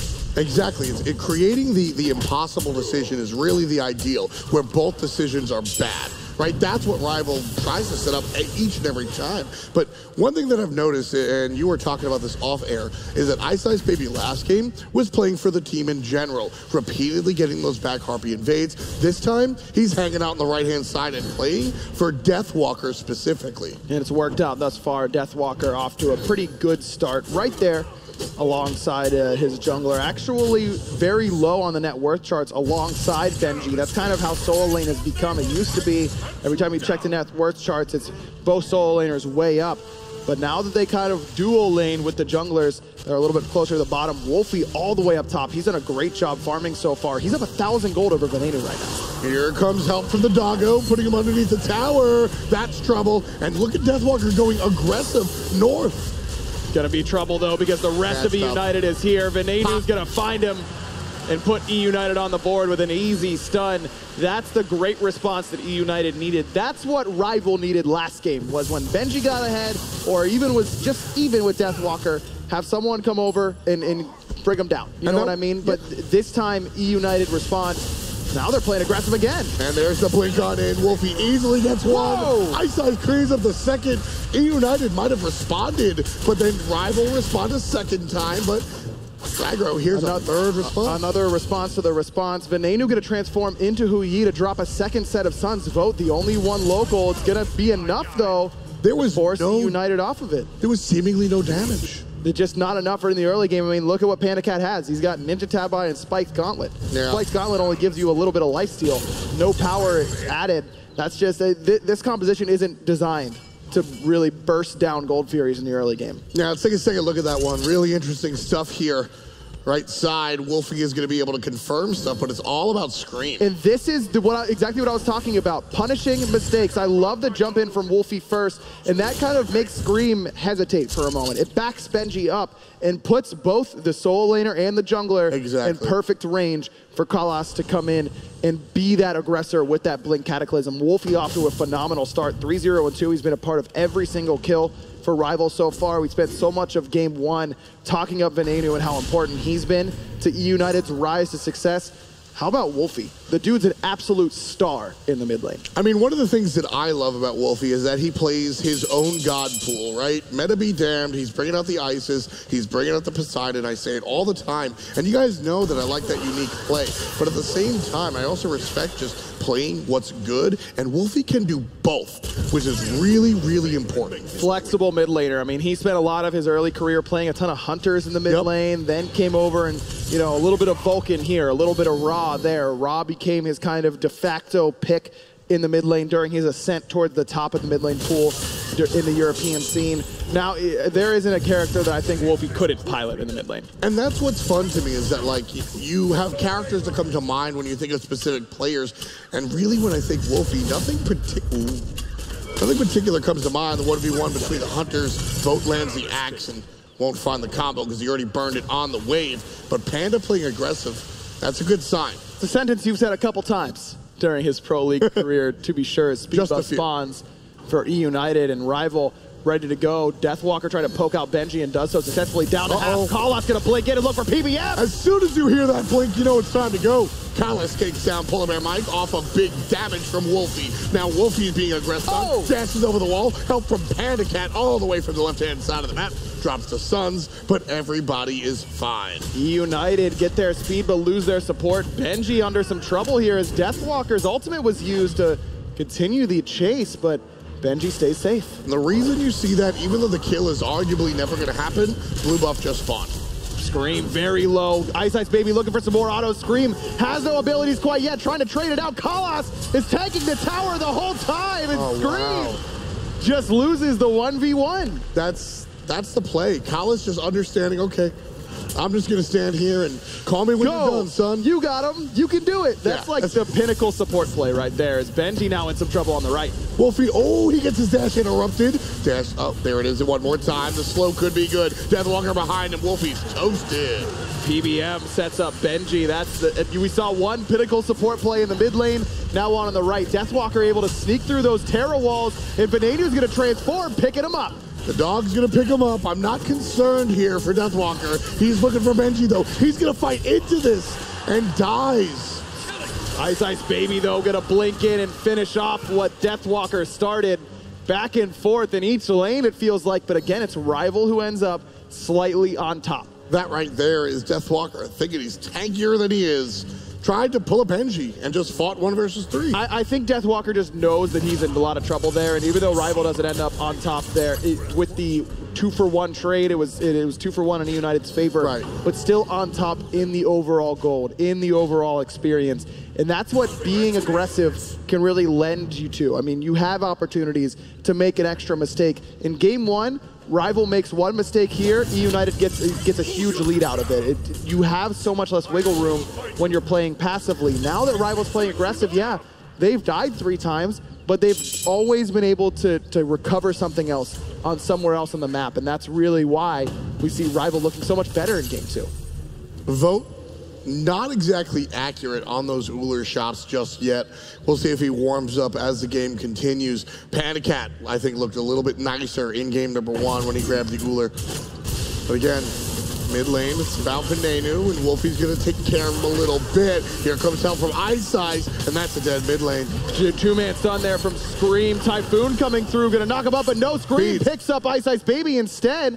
Does chase out those purification beads, but again, what happens there? Rival's mid laner plays aggressive and sets up the kill. Wolfie is really dictating the pace in this game from my point of view. Without a doubt. I'm so happy you brought that up because 9 times out of 10 as Vote starts the Gold Fury here, it's the jungler's job to set the pace of the game, but this is all Wolfie. EBM should know this is happening. There's a ward there inside the Gold Fury pit, but he just knows he can't get anywhere close. Vote gonna be able to solo down this Gold Fury, and even though PBM knows this is happening, Kalas is just standing there saying, nope, you can't go in. Do it. Deathwalker right now wishing somebody would. Scream, ultimate not available. So he'll think better of ganking the Osiris 2 levels as senior. Interesting that Scream's leveling the Brutalize instead of the Unchain. I mean, most Fenrir junglers seem to really prefer to level that one and get the big burst damage on the jump in. Scream really relying on the channeled Brutalize. Even putting a second point into Seething Howl, which is an adjustment that I did think we might see on Fenrir after the recent changes. Seething Howl no longer consuming those passive runes as Rival finds a tier 1 tower in the mid lane. But Scream not only valuing that over, just about everything else, it's the initial stun. So really Scream, if he wants to do damage at this point in the game, needs to be able to hit all 4 parts of that Brutalize, which isn't always reliable to do. Fair, but if you look at Team Rival's composition, the only one that has a stun on demand is Vote, and he has to turn around mid-Brutalize and find it with the axe. Kalas is not going to hit Wolfie, Ice Ice Baby. You can really brutalize this team without worrying about being interrupted. But Vote has the jump away, Wolfie does as well. Ice Ice Baby can teleport with the jet stream, that will break the Brutalize chain. I just think that even Kalas' Stone Shield is going to stop a lot of that damage and maybe save a low health. The Stone Shield is valid, I think. That's scary because Kalas has that playstyle where he always knows where his teammates are. His Kepri play, I doubt that we'll see it, just not the meta for it, but his Kepri play is really what impressed me once upon a time because he can be the initiator and then still turn around and find his carry getting flanked. Having that sort of eyes everywhere approach to the game is what allows him to play this game so well. The Hunter is going for 2 different styles of builds. Vote going for the Ichabal, while Pandacat electing for the Aussie. Now, Aussie, both these items are actually pretty similar. Both are attack speed focused, but a little bit of different secondary focuses. Aussie focuses on the lifesteal component. Also gives you a little bit of penetration, actually the same amount as that Ichabal, that 10 pen. But Aussie gives you that lifesteal and then the passive that whenever you get low, you can lifesteal even more. Ichabal more about the boxing trade. I'm not familiar enough with these 2 builds to say which one's going to outtrade the other. Usually Ichabal is like, as soon as you get this, you outtrade the enemy Hunter.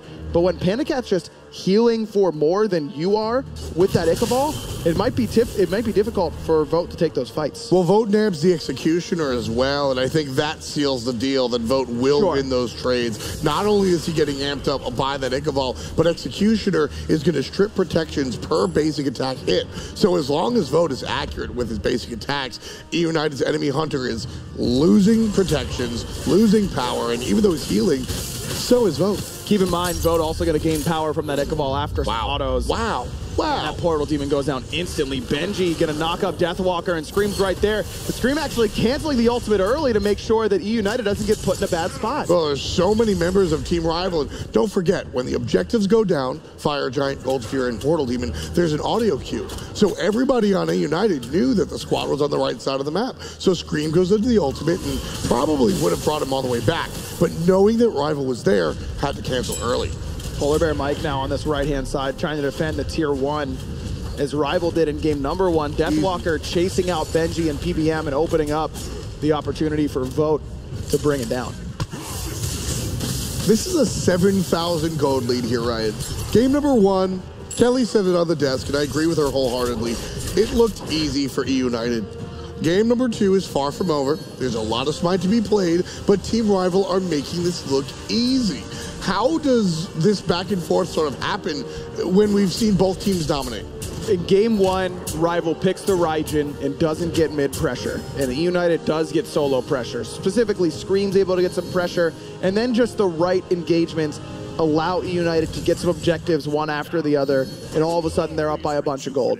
In this game, Wolfie gets the pressure in the mid lane. He has really capitalized. Venenu 3 levels down right now, and this is what Rival needed in game 1, was really Wolfie to play aggressively and to be there and know that he's going to have the backup from Ice Ice Baby instead of having his jungler be around the map and farming. Because Ice and Wolfie have worked together so much better in this game, it's allowed Rival to transition that pressure that they have in the mid lane with the earlier game pick and really distribute it throughout the map. Vote has also been able to farm more efficiently this game. He's been slightly ahead of Pandacat all game long.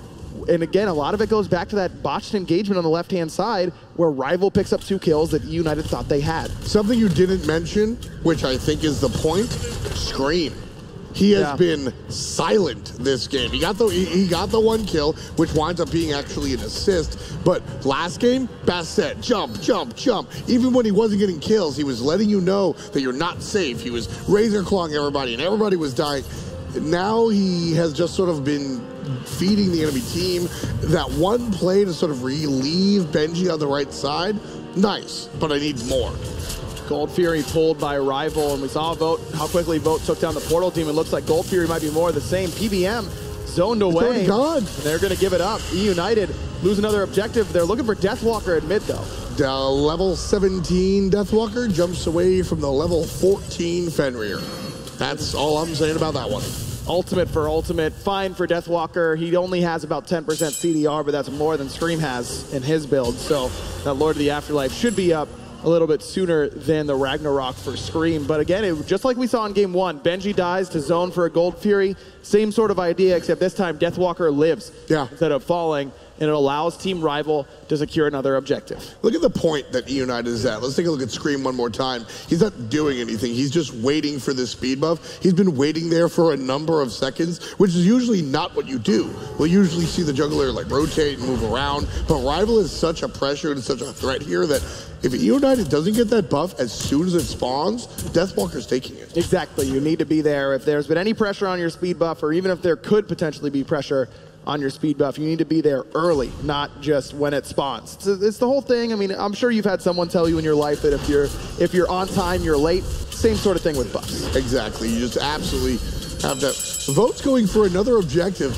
I mean, this is EUnited. Sure, I understand that they can't fight, they can't make that rotation all the time, but EUnited have to say, fool me once, fine. Fool me twice, shame on me. Yeah, I just don't think EUnited has a lot of confidence to fight into what Rival's doing right now. And again, we kind of saw this with Luminosity. As soon as your jungler falls behind, I think you lose a little bit of that attitude that you really need to take a lead and rip it away from the opposition. Your jungler is usually one of your primary shot callers. When that guy is behind, it can be difficult for them to say, yeah, guys, we're doing well. Do it. Even though I'm not. It's just one of those things where you have to try and think of the big picture instead of just the individual. Well, somebody has to tell Vote that there actually are rules to this game, because he looks like he's playing, 1 versus PvE almost. He just walked across the map, took out all the towers, said, okay, I'm going to do a Gold Fury now. And they said, okay. And then he said, I'm going to do a Portal Demon. And he said, okay. Then he said, I'm going to do a Fire Giant. And they said, okay. When does EUnited say no? Vote looks like he's playing Adventures right now. It's the PvE raid right now. It's just bringing down EUnited's base. But there's no enemy Loki, it's just the towers. And they're crumbling. This is, again, easy. This is so easy for Vote and Team Rival. I don't see any stress. The net worth, separated. Player damage is probably even separated minus Benji. All right, maybe not. Rival is just adjusted beautifully. They get pressure on the right-hand side, and this is the first time that EUnited hasn't had their game go according to plan. That's very important. True. So EUnited, just like Rival, I really do think in game 1, Rival was kind of okay with losing that. They say, all right, we're going to play what we want to play and just see how this feels. Okay, that sucks. Let's try something else. Let's change it up a little bit. EUnited, in my mind, is kind of doing the same thing right now. They're absorbing what Rival wants to do. Okay, this is how Rival is going to win games against us. I understand now. Let's go back to the drawing board. Let's bring out something else that we have practiced, and let's be ready to bring it to them with a strategy that's going to counteract theirs. Sort of a trial and error right here. Collis makes no errors. Knocks up and knocks them down. Ice Ice Baby and Vote combine to create the number 11. And Wolfie puts number 12 up. The tower will fall.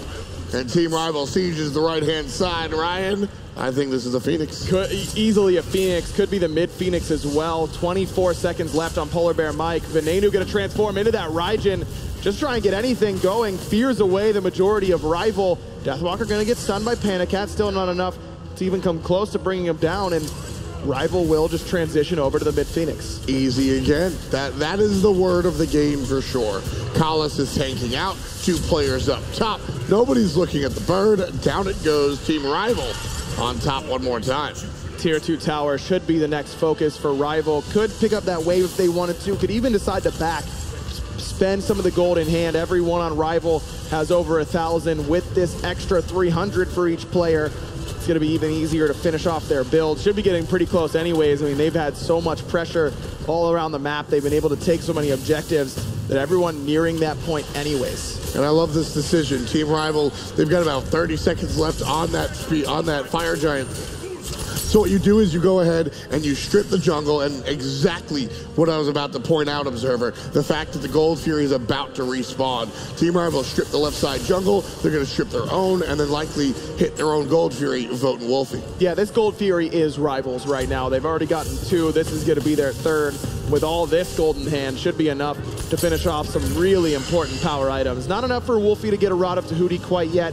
Could decide to just buy another item to try and bridge the gap, close the game out with some aggressiveness and not wait for that big traditional power spike in the mid lane, or could just sit on that restored artifact, wait until the next team fight. I mean, there's going to be a little bit of time between now and the next Fire Giant anyways. This gives Wolfie time to farm up the rest of that Rod of Tahuti, which really isn't that much more gold, pick up Portal Demon back, finish off the build, and be ready to end the game. Exactly. You need about 1,700 to finish that off right now, and Team Rival are just... I mean, Wolfie, look at his chair. He's just hanging out, not really too much of a concern. The team is up again. EUnited last game were up about 20K. Right now, Rival's up 20K.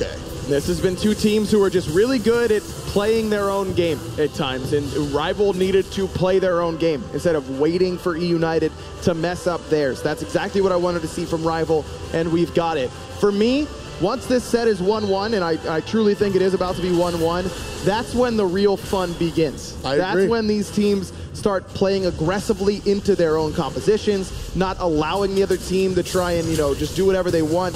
This is where the games can really begin. And we talked about the adaptations, and if you are at World's Finals, Fire Giant belongs to Rival, you're a team that can make adaptations. But again, what's the difference for Team Rival? They are playing characters that fit with their players. Deathwalker and Ice Ice Baby on this Osiris and Susano. These are the characters I want to see on these types of players. It allows them to be over-aggressive. It allows them to make plays and just assist Wolfie and Vote in doing what they do. Love it. And the difference has been just so vast in what Rival's been able to do to Benji in these team fights. At this point in the game last time, Benji was level 20, full build, no worries in the world, can't be really touched. This game, he's only level 17, he's only got 4 items. I mean, he's just kind of food right now for Wolfie and Vote. He disappeared in the last team fight on the right-hand side, don't forget that.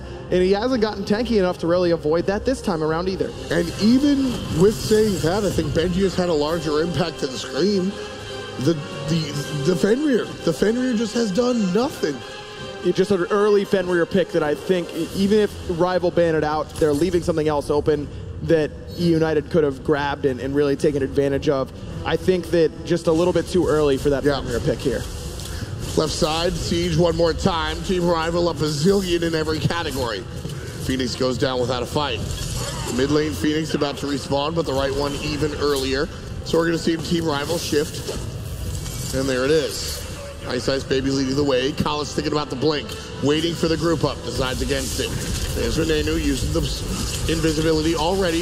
The sun's come down, but it's momentary. Already hitting screen pretty hard, and Wolfie gonna finish the plan. Down goes the jungler for the 5th time. Benji trying to do what he can on the backside while Ice cleans up Venenu on the front. Benji still on the run, so all of Rival just take what they came for initially. They got 2 kills. They get the right side Phoenix. Wolfie looking to put some more pressure on. Nice ricochet there by Panda Cat. Still not enough to bring down the mid lane mage. Wolfie understands that he's not as tanky as everybody else is, and so he's dangling himself out there like a piece of meat, as Tolly would say, daring Panda Cat to jump on in. Instead, it's Kalas who jumps on in, finds the ultimate, and the Titan goes down, and Team Rival ties it up. We're 1-1 in the grand final. And now the series begins. EUnited dominant in game 1, Rival dominant in game 2. All of a sudden, I really think we're in for a best of 3 now that is going to be explosive. Can't wait to see what EUnited does in game 3. That's exactly right. You mentioned it during the game as well. EUnited put their best foot forward, showed us what's going to happen. Rival do the same thing. Well, we've both seen what they have to offer. What's next? I asked the desk. I mean, how can we know what's next? Game one was so in favor of EUnited, and then it flipped, and now it's Rival's game. What exactly happened? What shifted? Just an immediate response in Rival between their drafting phase. Such drastic differences from game one to game two. They immediately shifted the pressure back towards jungle solo, giving Ice Baby the Susano a little bit more responsive against that Fenrir pick as well, just completely negating everything that EUnited tried to do. I think that EUnited got a little bit too overconfident at the beginning of the game between the tier 1 and tier 2 of Rival along that long lane, trying to find an early pick onto both Callus and Vote. They split off their focus fire. Callus goes away to the tier 1, Vote goes to the tier 2, and then by the time the rotations happened from Rival, they managed to clean up those 2 picks, and then they started to build up the momentum once they got these uncontested objectives. Around the 14-50 minute mark, the first Goal Fury of the game was basically soloed by Vote because he pulled it right outside that 1 ward.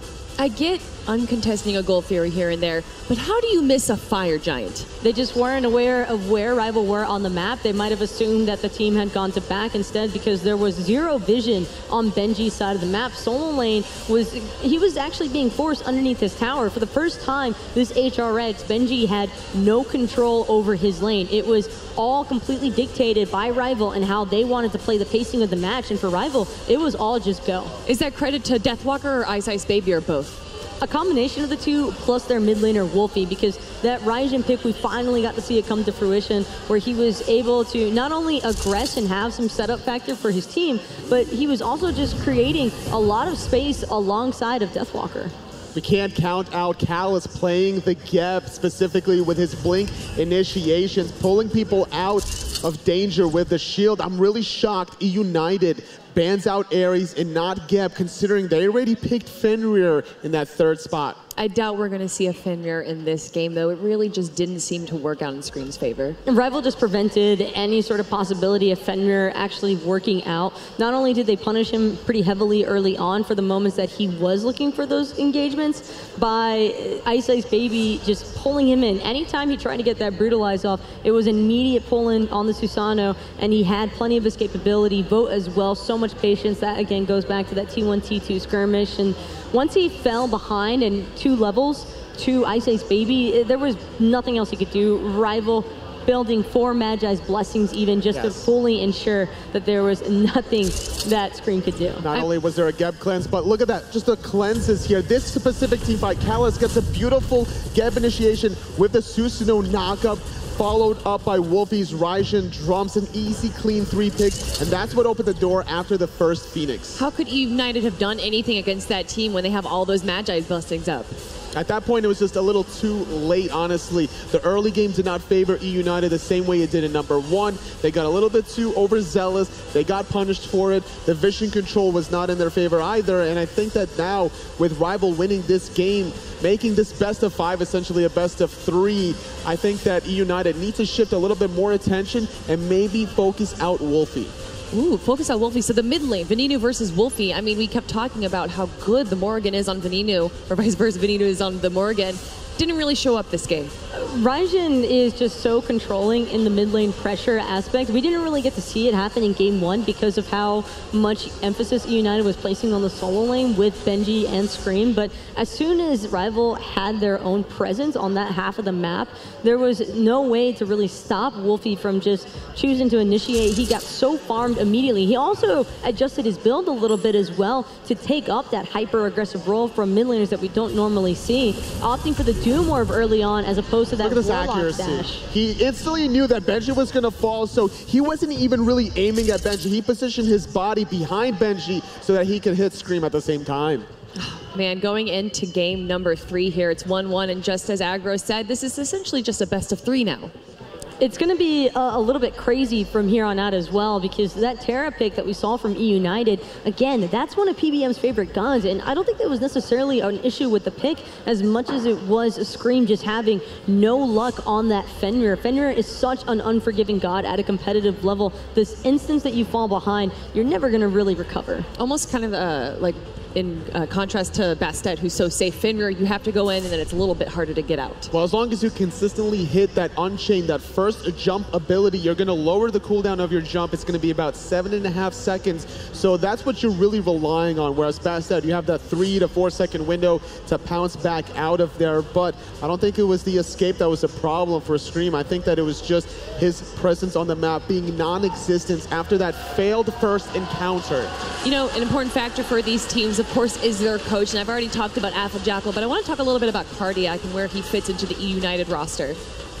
Cardiac is one of those guys where they always make the big brain kind of jokes with EUnited, but it's for good reason. There actually is a lot of thought process. He's a very pensive guy when it comes to pulling up the right drafts for EUnited. Initially in game one, again, we saw a lot of that pressure coming through from the Soul Lane because of the Kokolin and Bastet, really safe engage. What I would like to see for the response is either eliminate that Raijin pick from Wolfie, don't allow him to run completely rampant with such a high pressure god, or make sure you take away the gap. It seems so difficult, though, to ban out a god that really just didn't do that well in game number one. Instead of banning out gods, what can they do with their playstyle to change it up?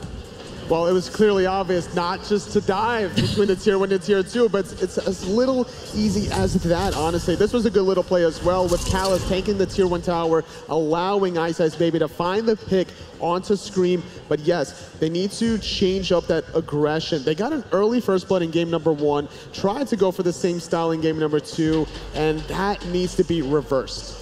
Mistakes are just so, it's just so, not necessarily impossible to avoid that deficit that's established once you fall into that cycle, but for EUnited, they've kind of had their way in, I don't want to say in the North American bracket, but here at HRX, there has never really seemed to be much struggle for this roster, and that little boost of confidence and the momentum that they might be riding off of could potentially work against them. I would like to see them dial it back a little bit. Well, we are about to find out, everyone. It is 1-1 right now for Rival and EUnited, and we are ready for game number 3 of the grand finals from Smite World Championship.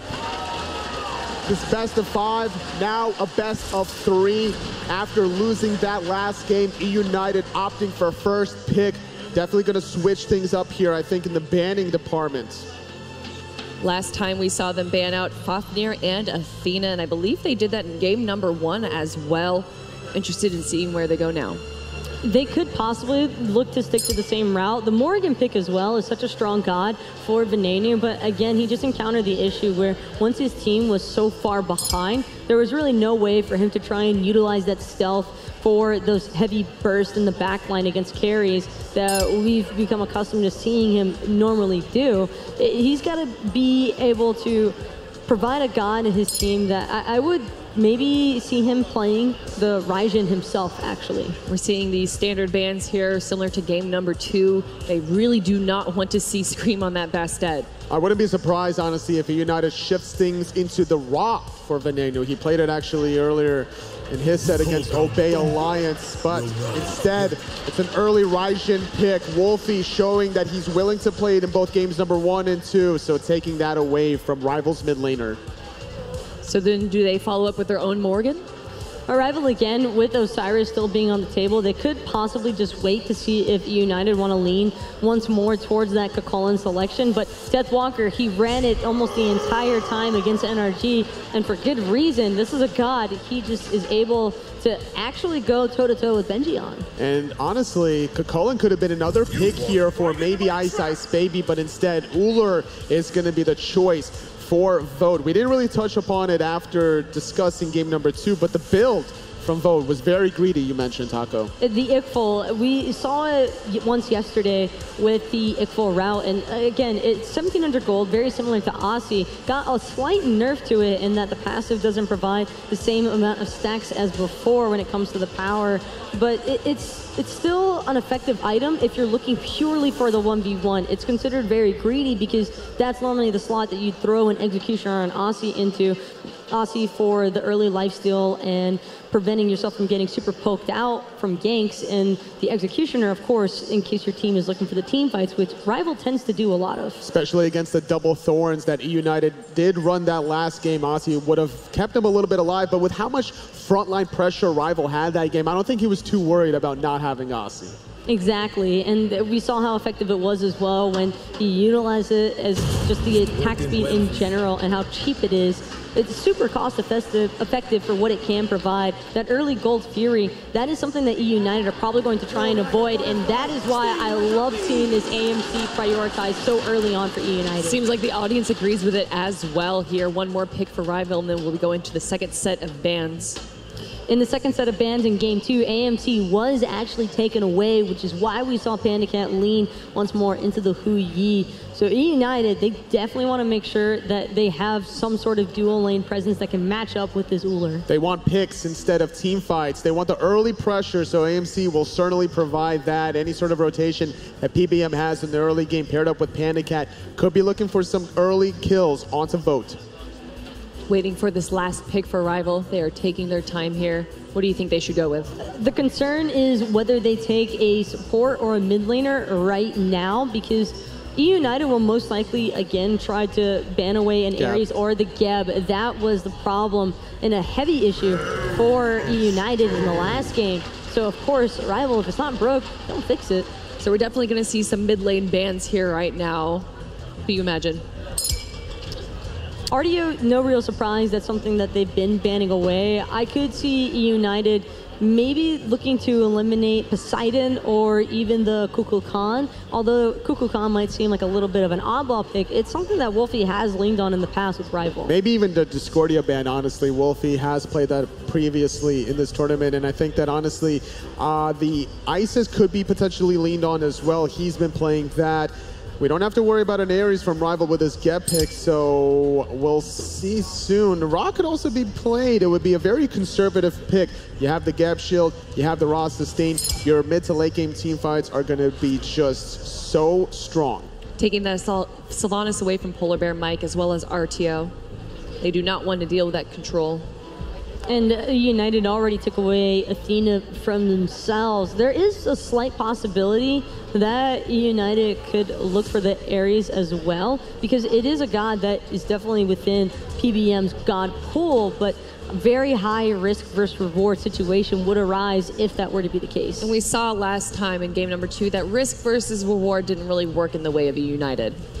Not at all here. They wanted to go a little bit too aggressive between that tier 1, tier 2 tower. I don't think we're going to expect to see that happen anytime soon in game number 3. They're going to play a very safe and calculating game. Lean on this Raijin and Musin combination in terms of clearing the wave, and with that 5 to 10 second window, maybe look for some early buff invades. Looks like you were right there, taking that Isis away from Wolfie, the utility that she adds, and of course the objective security is too much. And it's very safe level 1 clear typically in the mid lane role as well. Rival, although they haven't looked too much for early invades, and neither is EUnited when you think about it, but it's still a certain possibility. Ra is being hovered. Love the sustained selection for Rival. It's such a good pick. Honestly, the team fights are heavily favoring Rival here. The sustain, the cleanse from Geb. How are you going to do any damage to Rival? How is this Ra versus Raijin matchup? Ra versus Raijin, when you look at the pure 1v1, early game is going to go entirely in Raijin's favor 9 times out of 10, simply because even though Ra can clear really well with that Celestial Beam, it's still just not the same. You don't quite have your heal online to be effective enough to outstand Raijin's damage. And the thing is, once Raijin goes into his ultimate and bangs the drums, the movement speed decrease dealt onto him means that Ra is going to be looking at him like a target, trying to hit that Searing Pain ultimate and get him out of the game. All right, Amaterasu being picked out for EUnited. That's going to be going to Polar Bear Mike? That's actually going to be going, oh, it would have to be he likes for PBM. He loves his Matarasu, but I was looking more towards that Nemesis pick for Serene. That's going to be a great god for really trying to single target out the Geb, because more often than not, it was Kalas using that blink on the Geb last game as the initiation factor. EUnited as well this game, I could see them actually building into the blink actors themselves. Or just trying to go onto Vote's Uller and get him out of the team fights very early on. Wouldn't be a bad idea, but Ra is going to be an issue here with such a great engage from the Circuit. As long as this Ice Baby and Wolfie synergize together, they can find some early picks very quickly. We saw that synergy in game number 2, but we also saw how different games can be between game number 1 and 2. Looking at these comps, which are you giving it to? I just love Rival's composition in this game, and it was such a smart pickup of the Raw and Circuit because they knew EUnited couldn't afford to go for either of those gods. It's Rival all the way here. They have good pressure in the soul lane with the Osiris Circuit, great team fights in the late game with the Geb, Raw. I think their composition is fail-proof. All right, guys, let's get into game number 3 of the grand finals. It is Rival versus EUnited. Thanks a lot, Kelly. Tom Banniger still here with Ryan Bailey. As we head into game number 3, something I want to bring up just a moment ago that was on your screen. Deathwalker looks the most focused I have ever seen. He's usually, you know, laughing, making some sort of face at the camera. My man is here to mess around and win a world championship. There's no doubt about it. And the way he played in game 2 is very conducive to doing just that. Didn't have the big star performance. He wasn't 9-0, anything like that. He just controlled the right side of the map with the help of Ice Ice Baby and opened it up for Wolfie to be the star in that game. Vote was able to play PvE, bring down objectives, all of that because of the pressure that Rival had earned for themselves on the right. And this game, I think he's ready to do the same thing. And I like the Osiris again on Deathwalker. I mentioned it before, but what's nice about the Osiris is that it fits Deathwalker's playstyle in this series, and that Deathwalker can be the guy to look at. He can play the star on this Osiris, or he can do exactly what he did last time. Wolfie on this Ra, there are so many countless videos that you can go back and watch if you're unfamiliar with why we are that excited to see him on the Laser Chicken. It's one of my favorite picks for any player. Raw, I mean, you could go down the list of great Raw players in the league. I just love watching it. Polar Bear Mikes hangs around mid, probably not going to stay there as he tried to do in game number 2. This draft for EUnited has a lot of potential to snowball out of control. However, there is the worry that there is not a lot of guaranteed hard CC here. It's really only PBM's ult that a lot of these Rival members are going to worry about as far as stuns go. And look, no beads for Rival. Lots of Aegises, though. A little bit of damage to the right-hand side. You can see EUnited trying to play it tricky. Ice Ice Baby actually brought down below half HP. Wrap around the backside, and Scream hits him in the slice and dice, but that's going to be it. Very aggressive here from EUnited this time around. Wolfie's going to be able to secure his own red alongside the help of Vote. That buff should go over to Vote anyways. That's despite the fact that you have the AMC and Raijin in the mid lane so dominant at that level 1 push. Panicat doesn't stick around with Venenu. This is an adjustment that Rival has made off what EUnited likes to do. Wave 1, Pandacat in mid with Venenu. Rotate over to red, secure that, and immediately Pandacat over to the dual lane. Because the fact that AMC and Raijin cleared their buff a little bit faster, it opens the door for this invade. But there's the stun. Pandacat still wants to fight and Vote. Bites off more than he can chew, loses more HP than he deals out. EUnited strip the left side and the right side jungle. Venenu going to try and secure his jungler speed buff. Won't be able to do so. Ice Ice Baby going to grab it, but look at the rotation in. Scream Benji looking to track down Ice Ice Baby. Picking up that speed is huge. That makes it that much harder for Ven to track him down. Venenu giving up a wave here to make sure that Ice Ice Baby can't pick up backs.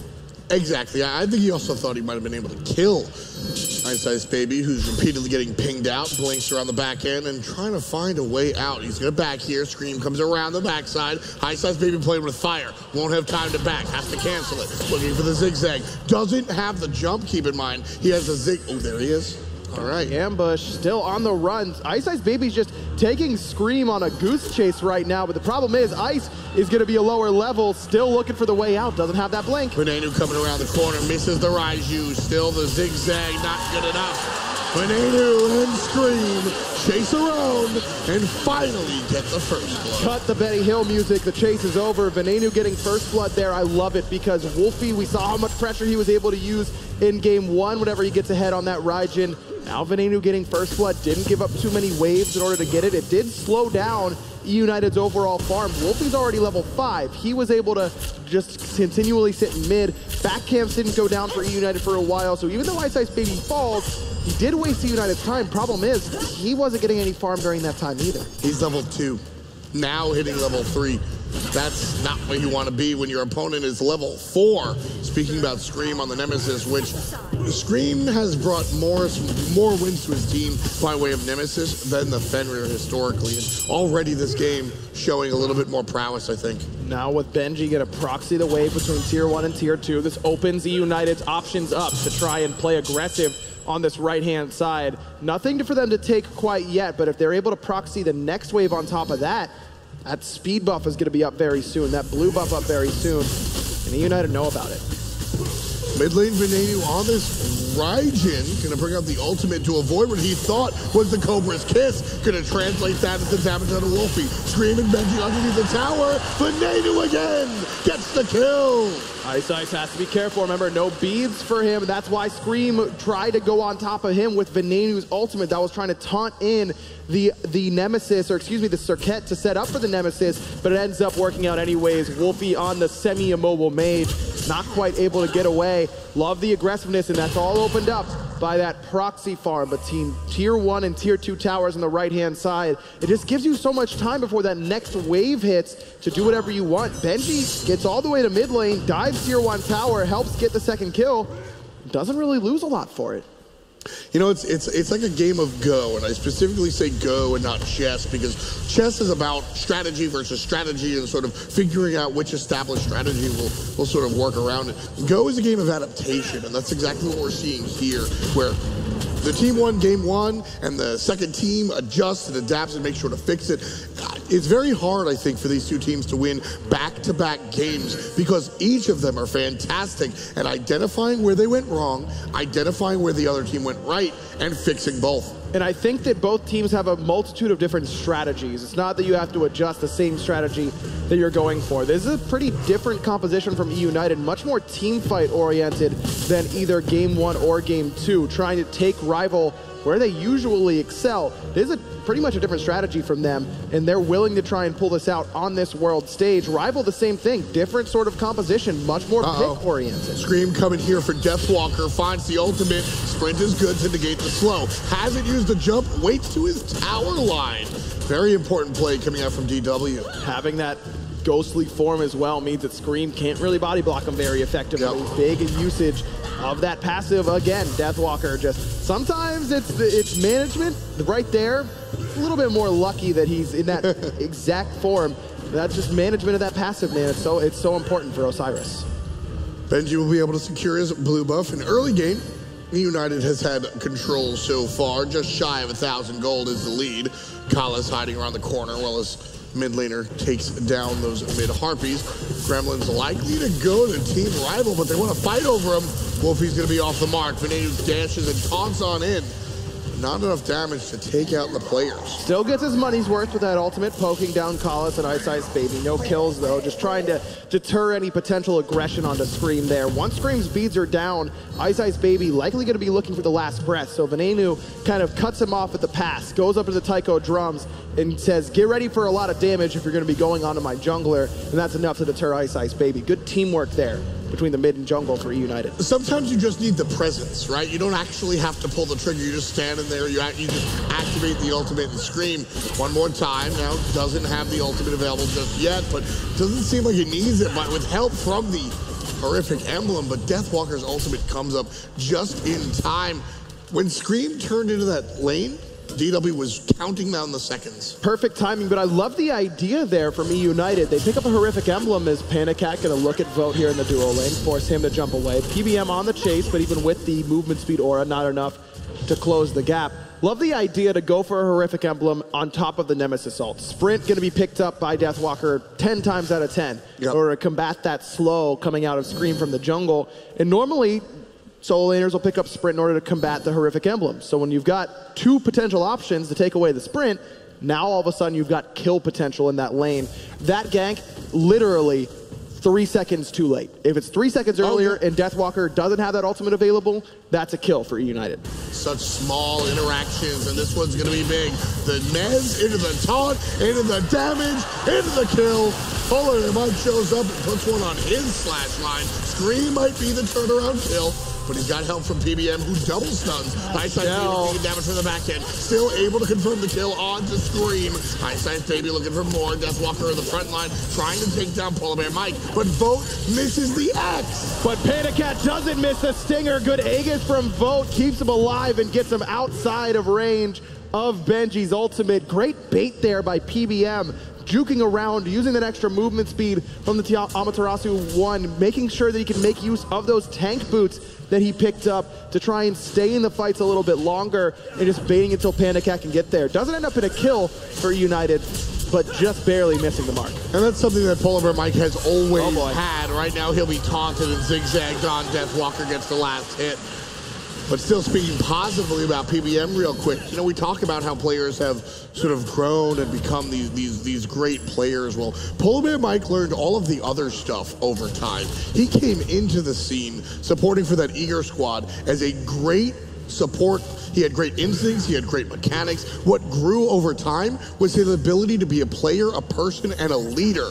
And everything combined is why EUnited find themselves here in the finals, because PBM has been that leader on top of his gameplay. It's funny you mentioned that. I was actually talking to that old Eager roster's coach, Kret, before the set today, and he was saying that he would, even though Polar Bear Mike was a very new player, PBM has not been playing since, you know, closed alpha or anything like that. He joined very late into Smite's life cycle for most pros. Most pros have been playing since the beginning. PBM, one of the newer players in the league overall, but Kret was telling me it's easier to pick up a player and teach him the ways and kind of identify the potential there and then shape him as you will. That's why PBM took a little bit longer to kind of come full circle, to mature correctly, but boy, has it paid off. Right now, Collins being aggressive on Polar Bear Mike playing very aggressive, combining with Venenu. 2 kills in the enemy's front yard. Venenu now jumping away from Ice Ice. Green falls to vote. Now Ice Ice looking for the kill onto Venenu. Should be able to find it, but Ice takes a lot of damage. EUnited still on the chase. Oh my goodness, the perfect zoning. Polar Bear Mike stood outside of the radius of the explosion of the Circuit poison by maybe a body length. His understanding of just how far he can go to protect his team, love it. And because of how aggressive they played, one more time, pressure relieved, there's the attempt on the Gold Fury, and there's the kill. EUnited get their first Gold Fury. Each team that's won a game has blanked the other in the Gold Fury department. If that trend's gonna continue, means that EUnited's off to a great start here in game number 3.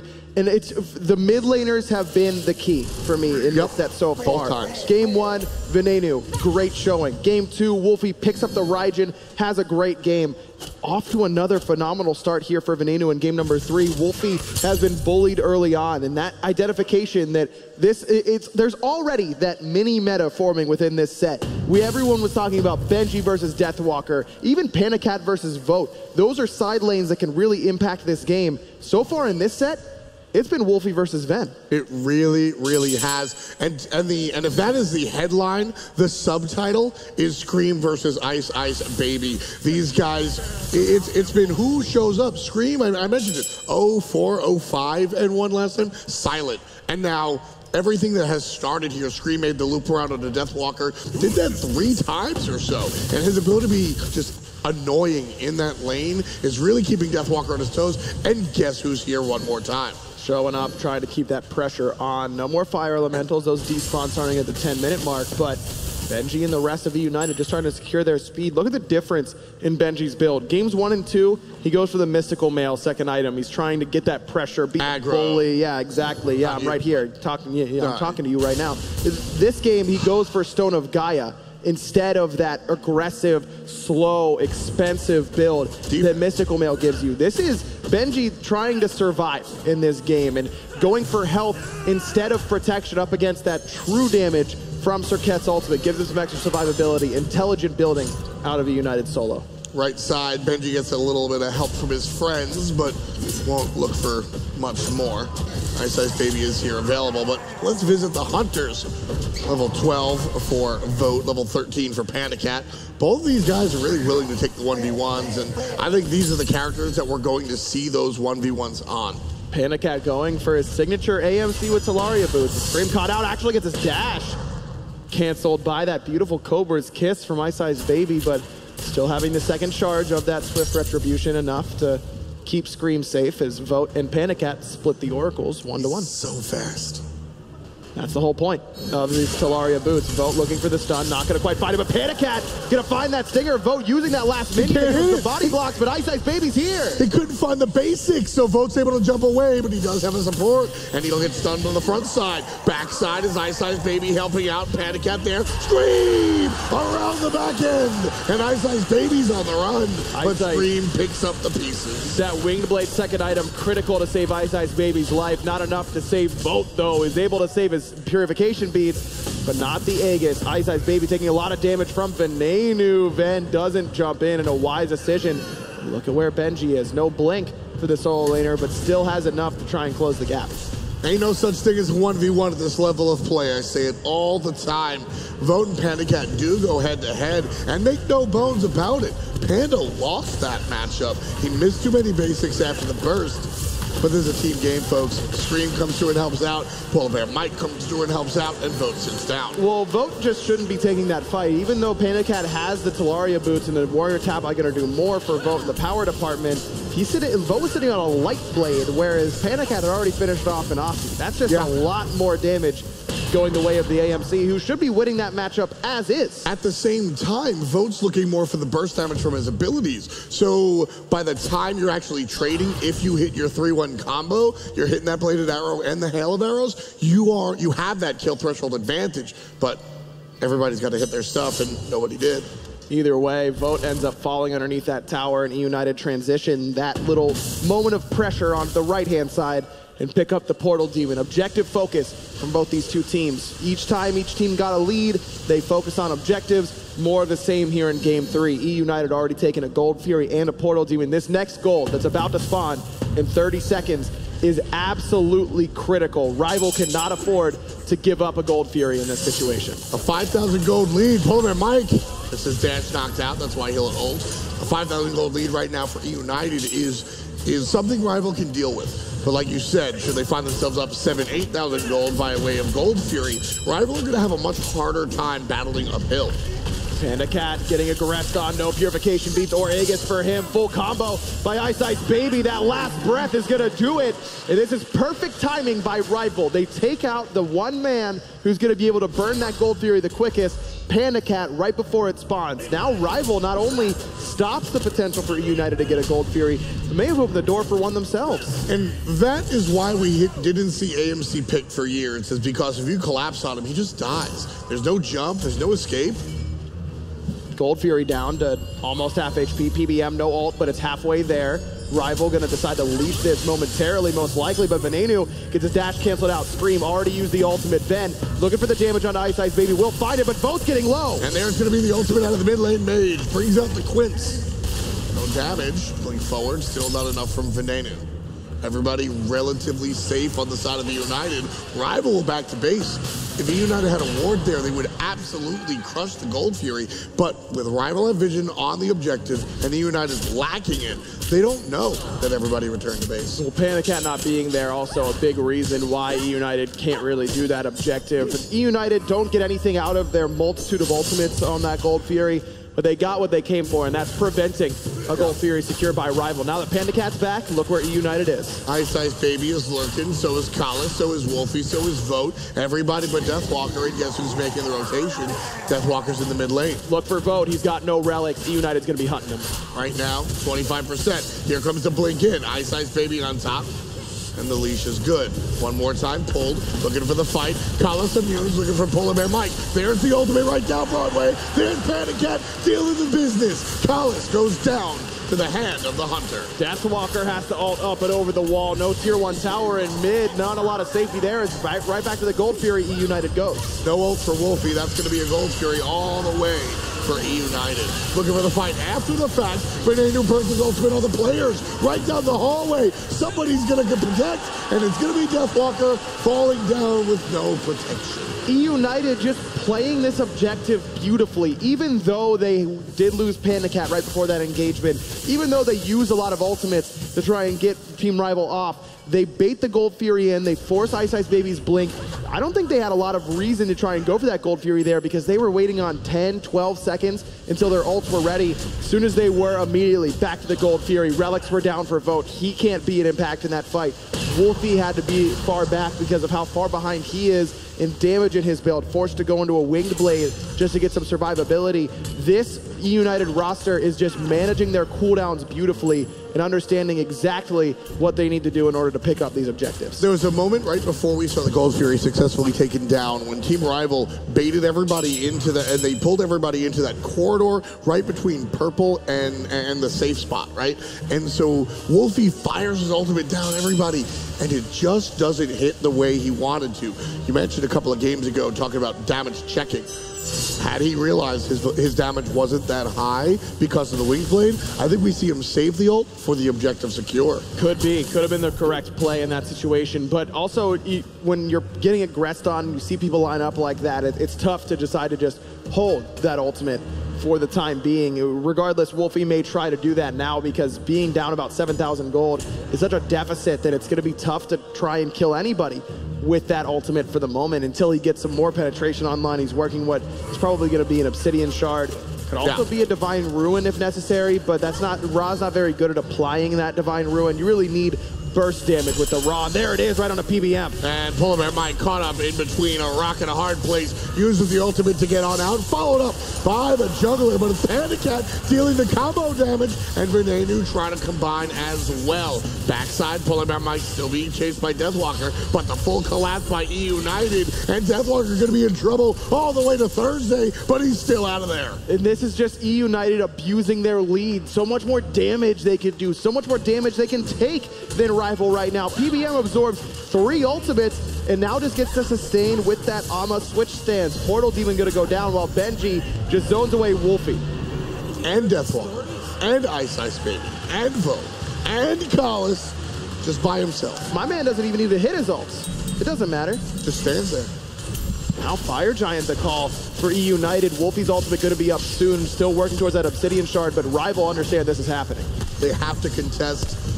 Absolutely. Still EUnited looking for the fight. They're up almost 10,000, more like 8, but still definitely have the upper hand in these team fights. So look for them to peel and fight often. 25% of the objective, and their peel and Panda Cat will not. Still now, just now, changing his mind. Deathwalker is everybody's target. Venenu being aggressed on by the solo later, and the damage is dealt. Big snipe on Event forces both his relics, but he's going to be able to escape. Now Deathwalker trying to look for more. Polar Bear Mike is going for a big ult. Only stuns 1.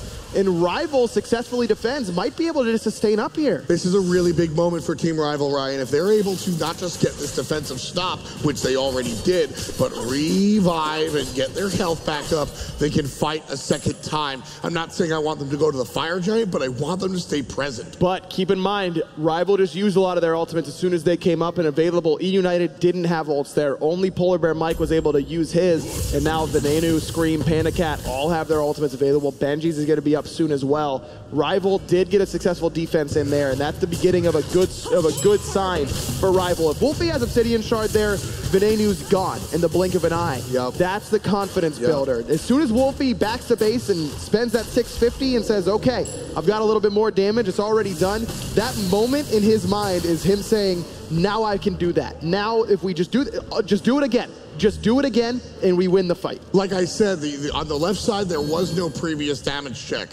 So he just fires blindly, and he goes, oh, I'm not really hurting anybody. That kind of hurts my feelings. Now he knows exactly how much damage he's doing, and he's going to be able to swing it. Oh, that stinger, that stinger. Ice Baby still on the run, though. That Geb shield, not enough to save his life. Venenu finds 1, and now he's taunting in Collis. Collis is in trouble here. Gonna fall down for Venenu. You know, I was almost worried about that ultimate. Like, everybody likes a flashy kill. I was almost worried that was a waste of an ultimate. But as long as Collis dies, it's all good. All good, because now you've got 2 dead. Deathwalker now might have to be concerned. Scream doesn't have his ultimate available, but still plenty of slows with that slice and dice. Deathwalker gets aggressed on, while the other 3 members of EUnited head towards Fire Giant. I don't know that Vote and Wolfie are even coming close to going over here. No, they're going to try and go gold and just give up FG. Problem is, I don't think Rival has time to do that objective either. Rough stuff. I just can't believe that Team Rival find themselves so empty-handed after that exchange. I really thought Rival was going to be able to find at least a gold, at least have a zoner, but not going to be able to do either. Instead, said, it's Team Rival in game number 3, looking up at EUnited's 11,000 gold lead. It's 11-4 with 23 on the clock. EUnited is just abusing the map right now, just doing such a good job of finding pressure and then applying it elsewhere while maintaining pressure in the same lane. What I mean is sometimes when a team would get pressure in one lane and then they try and put it elsewhere on the map, they're forfeiting the pressure they initially had. That has not happened for EUnited so far this set. Venenu in this game gets pressure. What does he do? Rotate around, maintain the lead, try and abuse Wolfie in lane, which he did with the help of Scream, Benji, and Polar Bear Mike. But Panda Cat having the safety to know that Venenu is going to be the main target, that he's going to have to be the answer for Team Rival, he's really taking advantage of that. See, it's been Scream for me. Another hot play by Scream right there, forcing out the mid lane Ra. Here comes Ride. He's actually going to turn around on PBM, but Wolfie barely alive, still here. Meanwhile, left side, Panda Cat looking at the tier 2. Scream might need some help. Gets hit by that last breath, still on the run. Tier 2 should fall, as does Scream. Rival only lose a tier 2 tower in response for 2 kills. That's a worthwhile trade. Still down 12K. The Rival are showing us their signs of life. They are still absolutely in this one. EUnited, however, they've got to regroup mentally, I feel. They got a huge lead, but they've been scatterbrained for a while. Could be. EUnited just shouldn't be there underneath that mid lane tier 2. Just a little bit of miscommunication or a little bit of a little bit too much bravado from the EUnited boys. I could agree with you there. Which is something they have a tendency to do. But with a 12K lead, you've got a decent amount of leeway. Love what Rival's doing though, taking this 4v5 opportunity and looking for something. You gotta watch Benji on the back end, and Collis does exactly that. Tier 2 tower falls down. Benji activates the thorns and people will walk away. Rival trying to run away. Deathwalker instead looking to give his life to the team. The team doesn't get that though, and they re-engage. Still alive, still alive. Trouble. Still alive though. Finally, Venenu's gonna find him. Kalas, it's a big cataclysm snipe. Not gonna do quite enough as Polar Bear Mike brings him down as well. Vote down very low. PBM continues the chase. And Vote is on the run. Still alive for the moment. Past the tier 2. We're not aiming for the truck. Polar Bear Mike takes down Vote. Wolfie's next. Venenu on top of that one. 4 players down. And EUnited looking clean as hell. Left side Phoenix down to half HP. This should fall. Another great fight from EUnited as Ice Ice Baby, the only one left alive. He's not going to be able to do a whole lot against 5 members. This is the composition that Rival needed to get ahead on. Game 1, they picked heavy early game, but even still, we've seen them team fight beautifully when they're on a team fighting style composition, even if it's supposed to be early game leaning. This composition is much better at finding those 2v2, 1v1, 3v3 picks. Cirquette, not great at these 5v5 team fights. The fact that Rival fell behind early, specifically in mid, where Wolfie needs to be sniping off of Ice Ice Baby's setup, really spelled doom early for Rival. That last exchange was an absolute mistake by 4 members on Rival. Deathwalker said they are chasing up the lane. I will handle this. Rival should not have turned around. They should have let Deathwalker die and walked away. Because they don't, they lose the left side Phoenix. I maintain if DW is the only one dead there, we don't see EUnited walk up the lane. I agree with you. It's one of those moments where you're thinking to yourself on Rival that this is a 4v5. We should be able to fight this, but not only is it a 4v5 when you're down 12K, but even though you have the man advantage, you're still not particularly healthy. Deathwalker was low, his ultimate was down, didn't have a lot of mana left. That's just one of those situations where on paper, you have a one-man advantage. You're one man up. You're in a good spot to fight. Not really when you start to look at the details. EUnited so strong here in our 3rd game. 15 kills under their name. The Fire Giant about to respawn here. Pretty much just wasting time until said objective does show up. Team Rival, do they try to defend? I don't know that they can. With the left side Phoenix down, that puts so much pressure on the base. Now, Wolfie does have good snipe potential because of that raw, that searing pain, but with how close you have to be still, it's not particularly close, but with an Amaterasu and Nemesis, these gods that can close the gap very quickly, Venenu can jump up on top, Panda Cat's additional movement speed, there's a lot of things that can chase Wolfie down, and he's been chased down enough times this game to have that in the back of his mind. Panda Cat starts the Fire Giant. Already half HP. Team Rival trying to filter in here, but Kala's doing a good job, and that's going to be a nice little stop. Venenu is going to peel alongside Panda Cat. Deathwalker all up close and personal. Fire Giant leashed. Now Rival can reset, use that raw sustain. Wolfie did fire off the Searing Pain there, trying to bring Venenu down to a workable health, but was just a little bit late. The beads were good from Ven. One more time, and this is the positive side of Rival's draft, is that Ra's able to do that, but Rival able to do that as well! Snatching the objective away! Beautiful situation. Ice Ice pays his life, but he gets what he came for. Deathwalker trying to escape. He's going to use that Lord of the Afterlife, but Rival, even with the objective on the run, Venenu can't affect the fight from that far back. Tycho Drums can't do it. Even with the Fire Giant, Ryan, EUnited are still up of an absorbent amount of gold. This fight under the Phoenix is still going to be tough. Ooh, Snipe didn't hit Venenu. That's who Wolfie was aiming for, but it did force Panda Cat back. That actually might have been the better target. Even though you don't get the kill, it's enough to bring the ADC down. What in the world even stole that for Rival? Was that vote over the wall? I'll answer that question visually. Let's take one more look at that Fire Giant steal. Fantastic plays all around. That was absolutely insane that Rival's able to pick up this Fire Giant, because with this FG, EUnited push down and basically end the game all by themselves. It's just Deathwalker. Look at him. Just bam on the Osiris play. Heads up play by Deathwalker. Oh my goodness. What does that do, D? Now, Gold Fury can't even be finished. Rival's Phoenix respawns on the left-hand side, and Rival with FG now feel confident enough to step all the way up to the Gold Fury. And that's a huge play, that Fire Giant. The Gold Fury might big knockup here. Keep an eye on the left-hand side and Scream. Vote jumps away. Raw heal is good. Not enough to heal on Vote. Scream gets the kill on the Hunter. Ice Ice Baby forced back, all of Rival forced back. Wolfie still has that ultimate. Kalas trying to make it happen. Scream blinks forward to try and keep the engagement going. Kalas just trying to roll away, but Venenu gonna jump in and bang on the drums. Ven gets one. Deathwalker walks away for now. Left side Phoenix, nobody defending. That one's gonna be nice and easy. Left side down, mid will be the focus. The fact that Vote's relics were down, the entire determining factor on that fight. EUnited just immediately focus out the Hunter, and that's where Ullr can have his trouble. Without relics, he is extremely vulnerable. Not only do you not have a CC Immune ultimate, but you got a stance switch. Right now, here comes the Titan. Rival is under attack. EUnited, this is not as secure as it was in the past. And Ice Ice going to confirm a kill off of damage from Wolfie. Polar Bear Mike playing on the back end, and you can tell by his body language in-game, we're out, please come follow me. And that's exactly what EUnited will do. Rival defend their base successfully, so EUnited going to go back, pick up the consolation prize of the Gold Fury.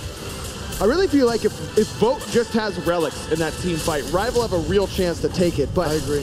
The fact that you have to spend time to change stance, to jump away, the fact that you don't have a CC Immune ultimate, Ullr's really a sitting duck in those sorts of scenarios. Those are the sorts of things that you don't really discuss whenever everyone's talking about how strong a character is. Very For true. all the strengths that of Ullr that have been accentuated, and they're there, don't get me wrong, the weaknesses still remain. Absolutely. Well, even started by Team Rival. And that Fire Giant, a lot of the times, Ryan, we see teams behind by 25,000 and they steal a Fire Giant. Secretly, we kind of sigh because we go, all right, you're extending the game and you're still going to lose anyway. That Fire Giant kind of came at the exact moment where they needed to. If EUnited take that Fire Giant, they likely win the next team fight in the game. But Team Rival take that Fire Giant, and look at the moment of the game that it is. They take that Fire Giant and extend the game by enough time to reach the point where gold is irrelevant. Rod of Tahuti done for Wolfie. Still sitting on that 6th item necessary. Still hasn't sold that Sands of Time starter item. Now working on what probably is going to be a Soul Reaver. Could also be a Book of Thoth. Vote sitting on 5 items, working on his 6th. Probably going to be an Odysseus bow. Look, if there's a team that can win a game like this, it's Rival. We've seen them do it quite literally. Deathwalker left side was pinged out. I don't know if he got nervous or whatnot, but will return to base. Team Rival grouping up just a little bit, waiting for this next opportunity. Fire Giant will be respawning in short of a minute. So 32, almost 33 in. EUnited have 18 and Team Rival only have 7. And that gold is separated by almost 20,000, 17-3. But folks, I cannot reiterate enough how little that will mean in a matter of minutes. Exactly. As soon as Rival's able to finish off their final items, gold irrelevant, XP already pretty much irrelevant. Polar Bear Mike, the only member of EUnited yet to hit level 20. Ice Baby hitting level 20 is going to be important for Rival. Getting that extra base damage on that last breath, absolutely critical. Yes. But even still, Wolfie's level 20, Vote's level 20, Deathwalker's pretty tanky now. And this is the sort of build that Deathwalker's gone for that can now all of a sudden make him feel much tankier. He's finished off the height of the Urchin, only one stack. Where do they go? But a pick here, a pick there, maybe he can frontline. Now, EUnited get a free FG. Rival losing their left and mid-side Phoenixes. Nearly impossible to contest that. Rival has to make a choice. They either have to entirely give up this Phoenix or try and bait some relics like they did right here. And now Panda Cat is going to be the focus. Ice Baby is going to be locked in on blinking onto Panda Cat and Wolfie trying to snipe him out. My question to you is, should Rival have given up that Fire Giant? Yes, I think so. You want them to fight here? This is a much more advantageous spot to fight. More control under the squashed spots near the Phoenix. EUnited grouped up as 4 with Kakulin on the left-hand side making the slow rotation. And look at what Scream does. He knows Rival's game plan, and he just says, go back to base, Ice. And here's going to be a nice ult from Wolfie. Still not enough damage either on the players or the Phoenix. Benji super deep, and they're trying to punish him. Knocked up. Deathwalker can't get it. Right side Phoenix dies. Mid Phoenix respawns, left Phoenix respawns as well. EUnited don't have the same sustain that Rival do, but with the Fire Giant giving you that additional MP5 and HP5, EUnited can stick around. Now Venenu down to about half HP, you can see his health slowly ticking up, still has his relics available. Mid Phoenix will be the focus, barely alive, and EUnited likely to take it without too much of a fight. Team Rival, on the other hand, has something else going on in their prerogative. Here comes Venenu with the ultimate, spreading the damage, but not enough on any particular individual. Again, more about the objective. Mid Phoenix dies. But all ults down for EUnited outside of that Stinger. Wolfie tried to one-shot Panda Cat, but couldn't quite find it. That's a big cooldown loss now for Rival, really relying on that damage from Searing Pain. Still, Wolfie does have a relatively short cooldown on that round. Ultimate Venenu focused here as the mid laner on the Raijin. Deathwalker going to get dashed on by Polar Bear Mike. Ultimate forced over the wall.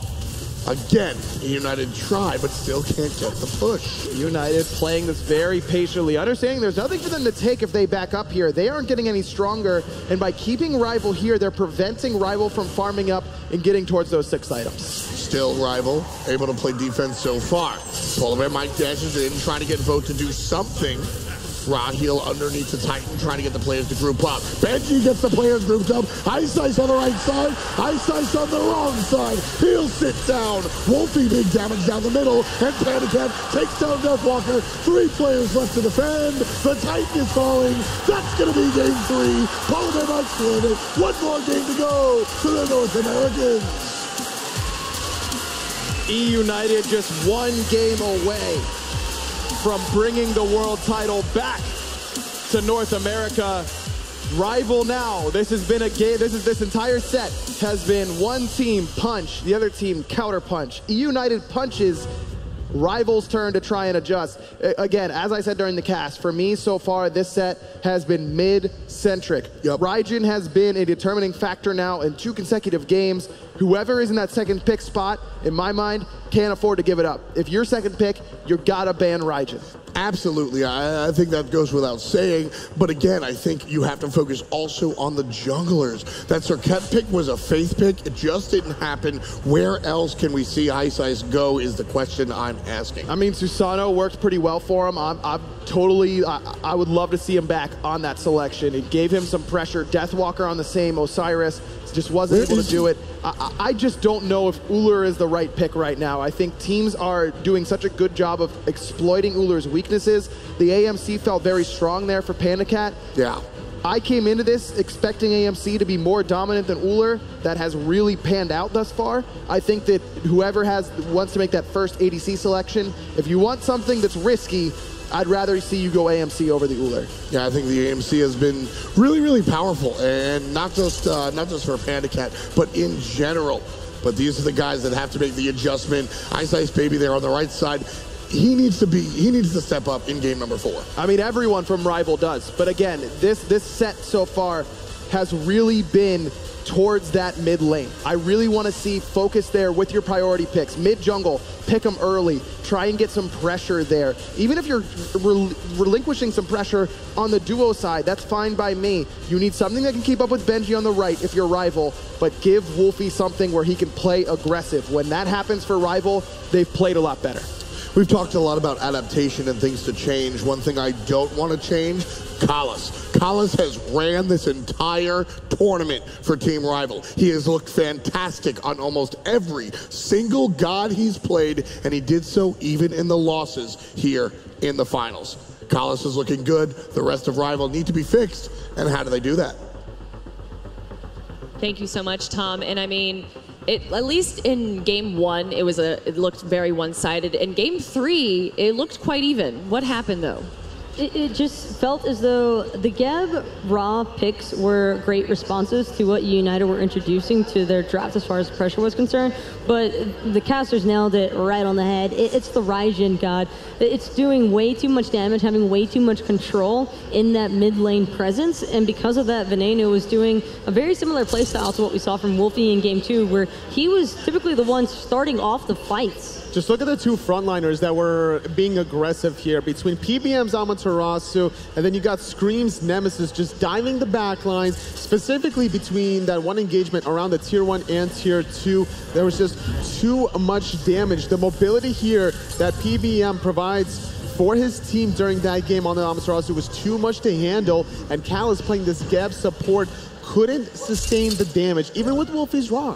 You know, Taco, you were saying that you enjoyed the Raw counter to Raijin, but he went Doom Orb, which puts him into a very risky position. That's the problem, is that when you pick Raw, you're kind of leaning more towards that mid to late game presence, and we saw a little bit of that as Rival were defending underneath their Phoenixes, but after the fact, it just comes still that Rival just couldn't face off against how much of a lead Raijin was able to help EUnited establish throughout the early mid-game portion of the match. And when you have this trickle-down effect of one lane being so obviously one-sided, then all the other portions of the map tend to kind of just leak out or spill over into it. Wolfie just needed to hit a little bit more of his raw snipes, unfortunately. Couldn't be on the mark every single time. Needed to wait on some setup, but at the same time, every time Kalas would go in to force the Cataclysm, would force out some of the beads. So you're not going to hit the raw snipes either way, though. I think that a big portion of that, to delay that game, was also the steal from Deathwalker, the Fire Giant steal around that 28.5 minute mark. I mean, when it seems to be snowballing in favor of the enemy team, what better comeback mechanic can you have than stealing the Fire Giant? But also you can hear the audience behind us chanting PBM, that momentum that you just have from the audience. Do you feel like that gives him a little bit more stress, or does that push him in the right direction? It's going to be a mixture of both usually for players, especially for PBM coming into this Worlds after his experience last year on ALG wasn't a very good time for him. And it's just one of those things where you kind of use that power from the audience to push yourself through it, and he's had an excellent tournament so far. His journey from Season 3 here to Season 4 with Team Allegiance going undefeated in the group stages, saying, Europe sucks, baby, let's go. What happens? He loses to Lich T in group play, actually facing off against NRG in the quarterfinals, and Europe didn't suck then. But this year is a little bit of a different story once he joined EUnited halfway through Season 4. They're now in a great spot. After defeating Obey Alliance 3-0, they're one game away from crowning themselves the Smite World Champions in Season 4. One game away. That pressure must be on them, and we have a shot of PBM right now. They're still discussing. We actually gave our players a break because a 5-game set can go really long, and it looks like it's potentially going to go the distance. But to do that, Rival has to take one more game off of them. What is the big change you want to see here outside of the Raijin ban?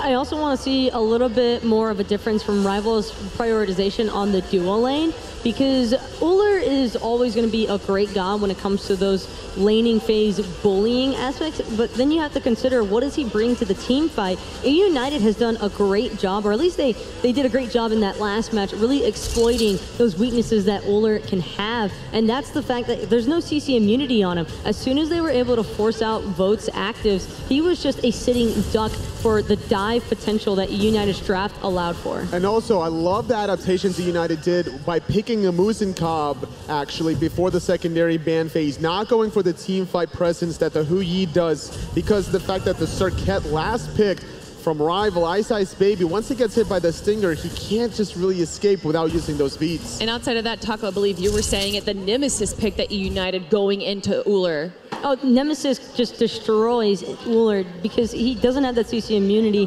and his speed buff on his movement speed for his second ability, it's great at times, but it doesn't completely take everything away, and because of that, you're still dealing with a little bit of slow. Say you force your escape, well then you have to worry about all the movement speed that's provided from the Amaterasu, from the Nemesis having that additional movement speed as well. There's just no actual way for Vote to really run away. Plus, Pandacat, AMC Stinger, totally just said it, the cripple effect that this god had against all of Rival's draft just made him so much more impactful, and it just felt like Rival couldn't really escape. Whenever people look at Nemesis, the way Scream played it, they think of it as a tank killer. You know, go on the Gab, he's going to blink in, blow him up, but no, sometimes you could just go on those squishy targets, get the Uller out of the action very early on, and that's exactly what he did a couple of those engagements there, and I think we're going to see maybe Nemesis move up a little bit in the prioritization. Even without Uller being picked, possibly? Yes. Even without Uller being picked, yes. I could see a shift between the Hunter potential leaning more towards AMC, as Aggro was talking about on the cast, and on top of that, maybe more guys that are going to be able to handle the AMC a little bit better, such as the Hachiman or Hu Yi, like we've already seen a little bit of presence from. And this Nemesis as well, Susano again might be introduced into Rival's draft, because Ice Ice did have a whole lot of control, and you're kind of fighting mobility with mobility in that scenario. I love the plays there, but outside of the picks and bans, it really does come down to the play styles once you get into the game. And after that Fire Giant steal, I really appreciated the fact that EUnited seemed to take a step back and be a little bit more patient and wait for Rival to really make a misplay.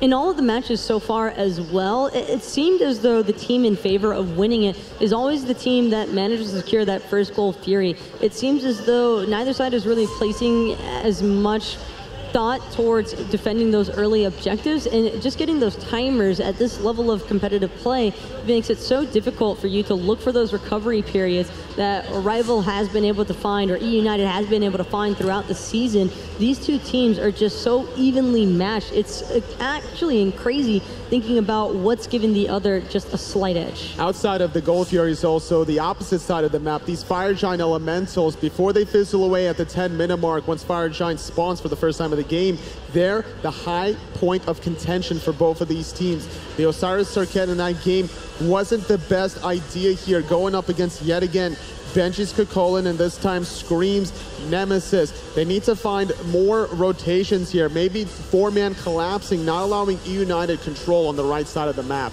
Is EUnited going to make this a 3-1 game, or is Rival going to come back for the tie? Everyone, it is time for picks and bans of game number 4 for Rival versus EUnited. Rival, after losing that last game, opt for first pick. No surprise here. The team with the first pick has been relatively successful thus far, and I think that we might see Raijin be banned by EUnited this time. They've been very consistent about their bans with the Fafnir and the Athena this time around. I'm not sure. Rival has also been super consistent on this Robin ban. Even though Ice Ice has the capability to play it, we've seen it in the past, just not really wanting to permit the chances of EUnited looking to have that as a response pick. And do you ban out Raijin and give them the Bastet that they did so well with game 1? Well, it's actually been Athena as the second choice ban selection all 3 matches so far for EUnited, but recognizing the prevalence and just how important this Raijin actually is for the mid lane between Venenu and Wolfie, I think it's mostly because of the fact that these two players in particular are just so excellent at really taking advantage of what Raijin can actually provide to a squad that it's best to not take that risk.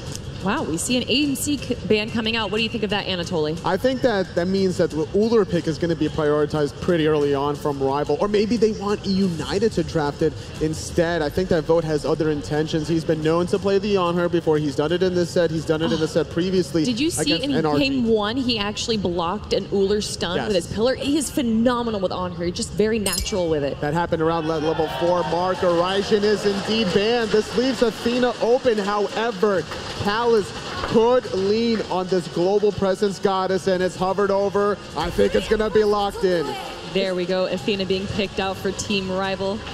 Now that Athena has finally been selected for Rival, I believe that this is where we might even see the Poseidon coming through for Rival as well. That's a classic combination that they love getting to run, and I'm not really super surprised to see EUnited responding by stripping away that Osiris from Deathwalk. On top of the Poseidon, you also have to consider the potential Isis threat that's going to be synergizing very well with the Athena taunt, and I think that, you know, every now and then Rival, when they have Athena on Callus, sometimes there's going to be an Ares.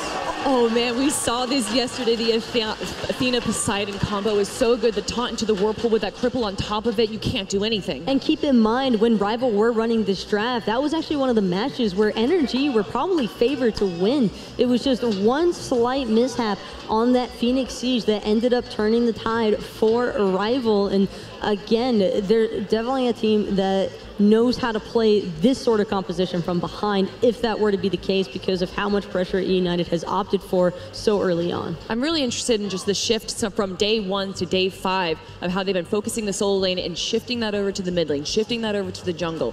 We don't really see them prioritizing too much, except for that Erlang Shin now coming out. It's going to be a very aggressive pick now. This probably is going to go to Deathwalker. He's going to try to fight fire with fire as Benji locks in the Osiris. Could potentially flex to Scream, but not if that Bastet gets locked in yet again. And there it is. As I was saying, if you ban out the AMC, you're going to give them Bastet.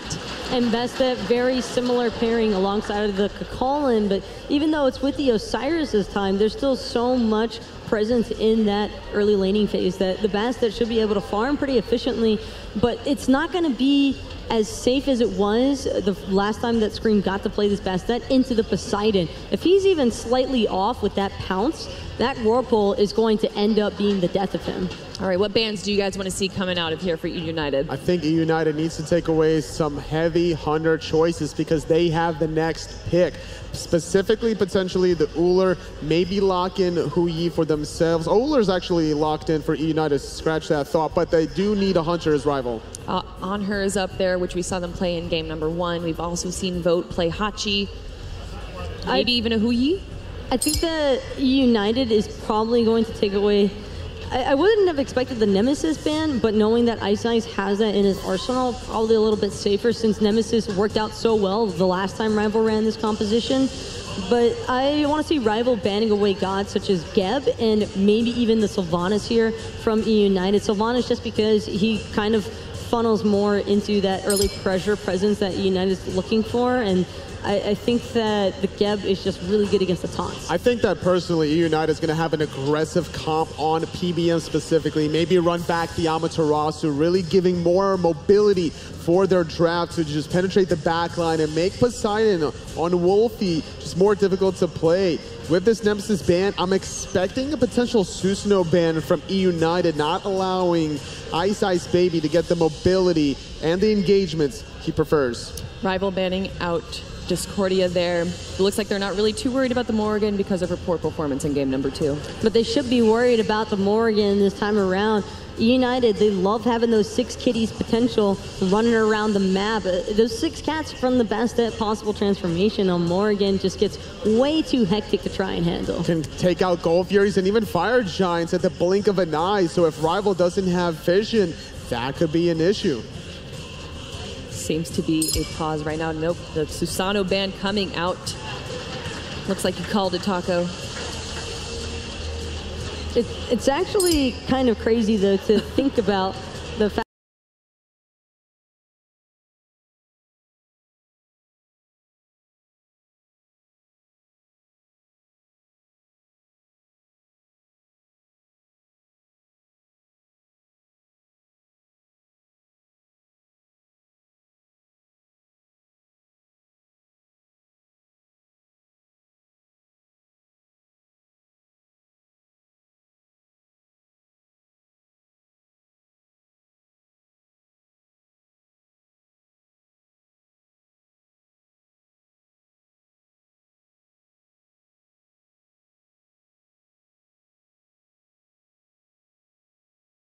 think about the fact that with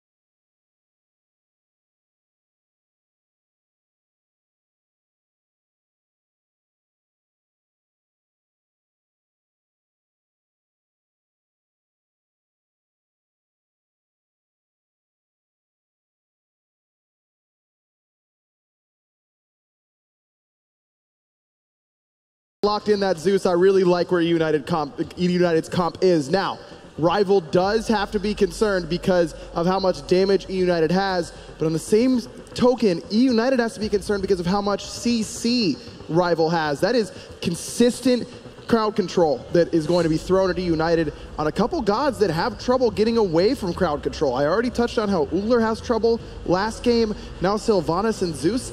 These are gods that can kind of get gobbled up by things like Athena Taunt into Poseidon Whirlpool. And exactly, I like to think about the defensive side of things as Wolfie makes his adjustments. Athena, mitigation. Bologna, mitigation by way of the ultimate. A lot of what EUnited are going to be bringing out as far as damage is concerned. Rival have a bunch of tools to deal with. They really do. In the cripple, I'm very surprised that Bastet is picked by Scream into that consistent cripple from Rival, but that's just the confidence that EUnited is playing with. I think it could potentially come back to bite them. I just loved the Athena first pick, straight into the Poseidon right after Uller was locked in for EUnited. I really feel like Rival had a good idea of where this draft was going. The one thing that surprised me about Rival's draft was that they went for the Bologna when I really thought Dodgy would have been a perfect selection in the jungle. Beads Forcer can take advantage of the fact that beads are down. I really feel like that would have been a pick that might have synergized a bit better. Well, whatever the pick may be, the game is number 4. You know, before this whole series started, Ryan, I said if we finish in 4 games, it will be North America. But if we make it all 5, it will be Team Rival up on top. And right now, after last game's performance, this looks like EUnited are ready to wrap things up right now. It really could be. I mean, they're looking like they've played lights out. I was talking to some of the EUnited guys between games during their break. Manenu was saying he feels like it should have been a 3-0 if he didn't drop that kill on the left-hand side in game number 2. That is the type of confidence that EUnited's playing with right now. At the same time, Deathwalker has the character that he made a name for him.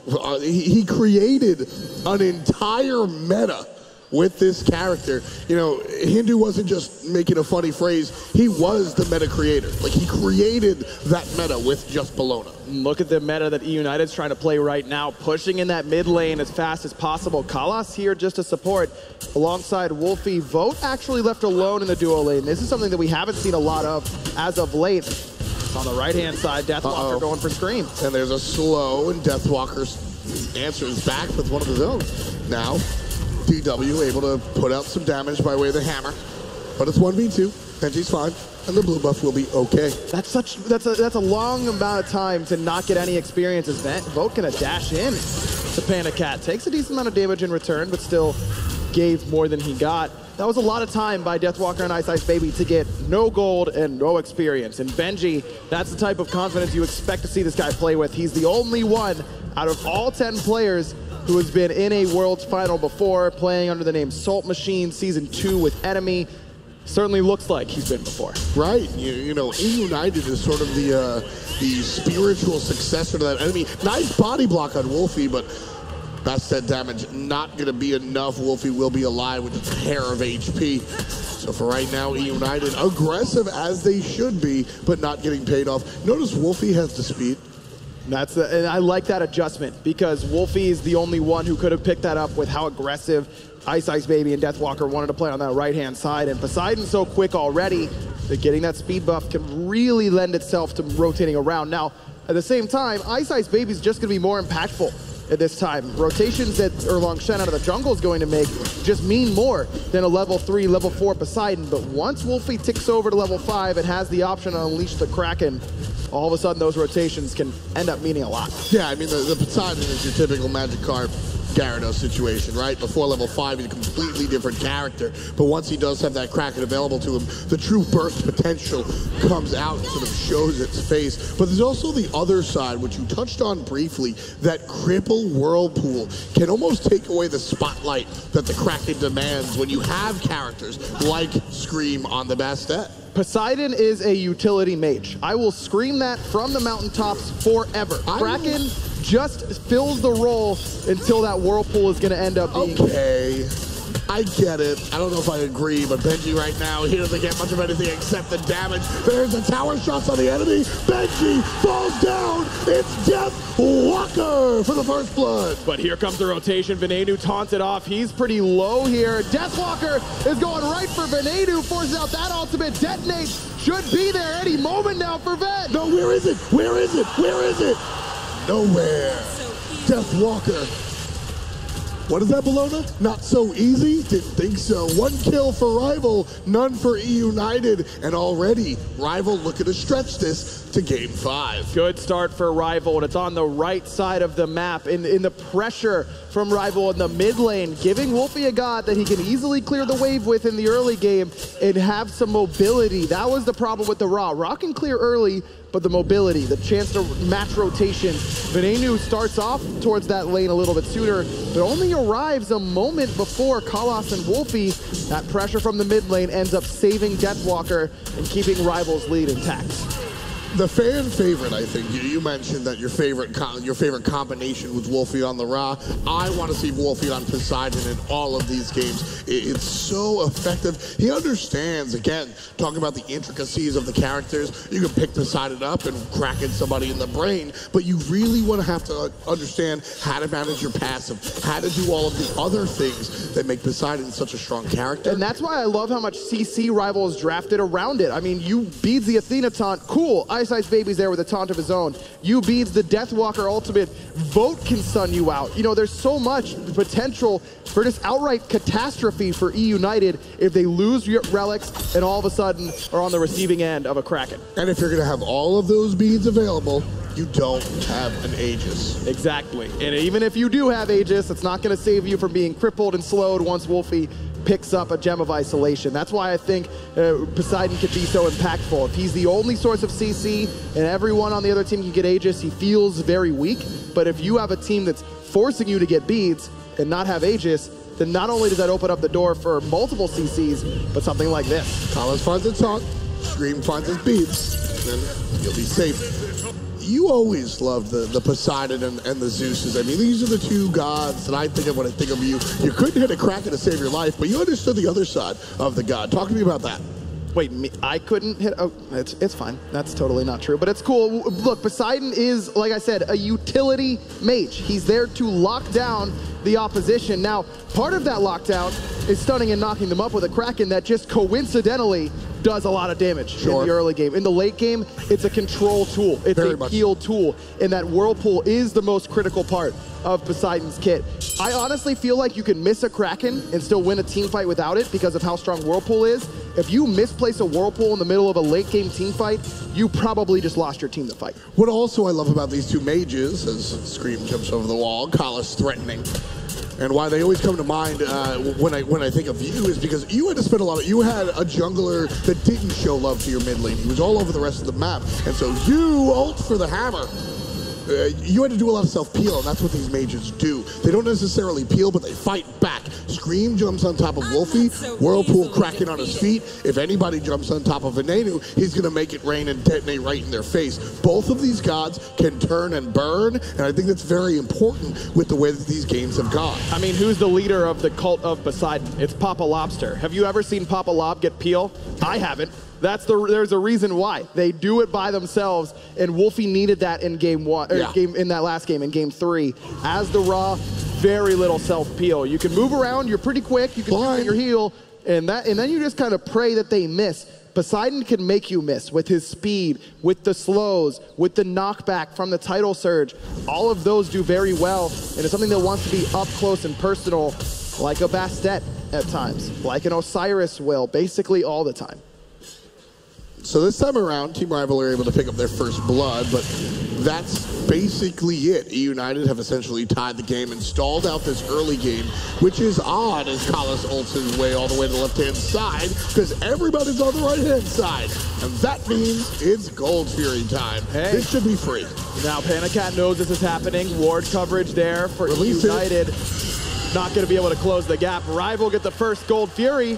That means we can pack it up, right? Every team that's gotten the first Gold Fury's won the game, so we can just start game 5 now? Oh yeah, United should definitely have 6. Is that what you're saying? Yeah, I mean, more or less. Well, right now, there's the taunt that's going to help out. Polar Mike, however, Kalas is going to go down. Venenu puts EUnited on the board. If you are struggling against Athena, you're saying, this character is insane. She dashes, she taunts, it's so hard to deal with her. That's how you deal with Athena. You immune the taunt, whether it's by beads or by a CC immune ultimate, and then you punish her for daring to get close to you. And that's what Zeus does perfectly. EUnited knew that Rival was going to pick Athena. There was no doubt in their mind that Athena was going to Rival, but it ends up working out because their picks after that. Yes, Kalas has a chance to really impact this game. Check out Scream, back in, hits both the Razor Whip and the Hail, but the Pounds will do it. Nice beads, nice dot. Scream could pay, and he will vote with the answer back. It's a 2-2 game. Polar Bear Mike could be in a little bit of trouble. There goes the ultimate on the right-hand side. Benji gets soloed by Deathwalker. And the crowd understands what's going on here. Ice Ice Baby will get detonated. And he pulls the trigger horn. And one more time, Venenu puts one in his kill column. Panicat gonna jump in to vote, keeping the aggression going. Nice taunt. Taunt not quite enough. Venenu's gonna get it with the chain lightning. And Venenu rocking the skin. He wants to win this game and bring it home for North America. So appropriate from EUnited's mid laner. And that's the Zeus play that you love to see. You think someone's getting away, the detonate's right there. 2 people next to each other, chain lightning them into the ground. EUnited looking to even this game up. Now that gold difference, basically minimal. XP actually in EUnited's favor by a decent amount, but Rival's heart still beating, particularly on that right-hand side. Oh yeah. With Deathwalker getting that solo kill. That solo kill is a really big deal for Team Rival. Not only will it put DW up 2 levels to his opposition, Scream gonna miss 1 shot, finds the ultimate, but here comes Kalas, damage on the screen. Taunt's gonna follow up, there's the shield wall, tick, tick, tick, with the damage as well. Bludgeon, where'd he go? Back to the fountain. Deathwalker just running this game from Rival. This is exactly what Rival needed this entire set. Someone to go one-on-one with Benji and win. Make the statement. Man of the horse. Forces out the Aegis. There's the stun with the Yajutsu. And he's going to follow up. And there he is. 1 shot, 1 kill. Ice Ice Baby finds number 5.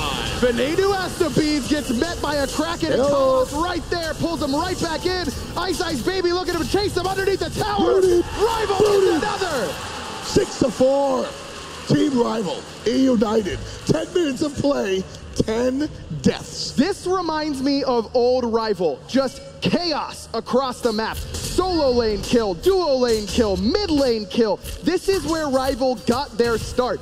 all of a sudden during this season, they learned how to win the slow game, how to draw it out, how to play passively. Now with their backs against the wall, one game away from being eliminated here in these finals, what do?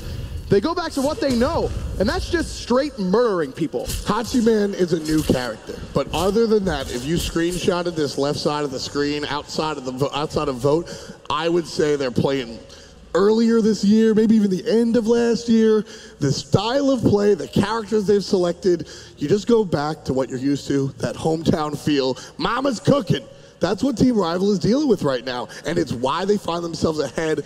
Go with comfort. That's where you win. I absolutely love it. Now, despite Rival looking to get kills and getting kills in 3 lanes, back to back to back, still don't get any objectives out of it. They already got 1 Gold Fury, but not enough to give them a real lead. Every game that EUnited was able to get golds, they started off with Portal Demons, and that's kind of the small bump to give you the lead to get the Gold Fury. Rival kind of skipped that step. They go straight to gold, and that's totally fine, but they don't have that commanding lead quite yet. Still early, and this composition really excels in the mid game, so Rival has set themselves up for success nicely. But if the EUnited can sneak a Portal Demon, if this next Gold Fury sits there for a while and goes to EUnited, or Rival lose some members trying to go for it, EUnited is right back in the driver's seat, because EUnited's composition is equally good in the mid game. But what I really like is Team Rival's build path. EUnited going to go ahead and grab some vision, buy that Gold Fury because they know how important it is. Look, EUnited starting to build tanky, and right away Spear of the Magus. Panda Cat doesn't have beads here, gonna get knocked up, can't even jump away!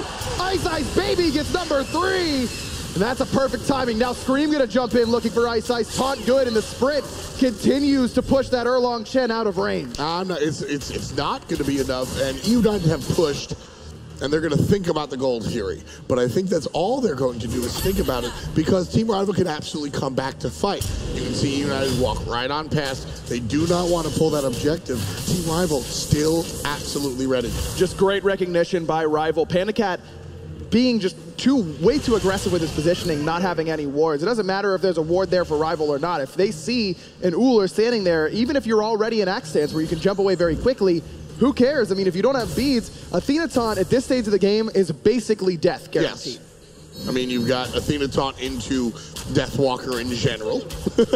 Athena taunt into Kraken, Athena taunt into Vote. Yeah, I'm with you. Anytime you get taunted, you're probably dead in a matter of moments. And Rival dealing with EUnited, keeping themselves up ahead by about 3,000 gold.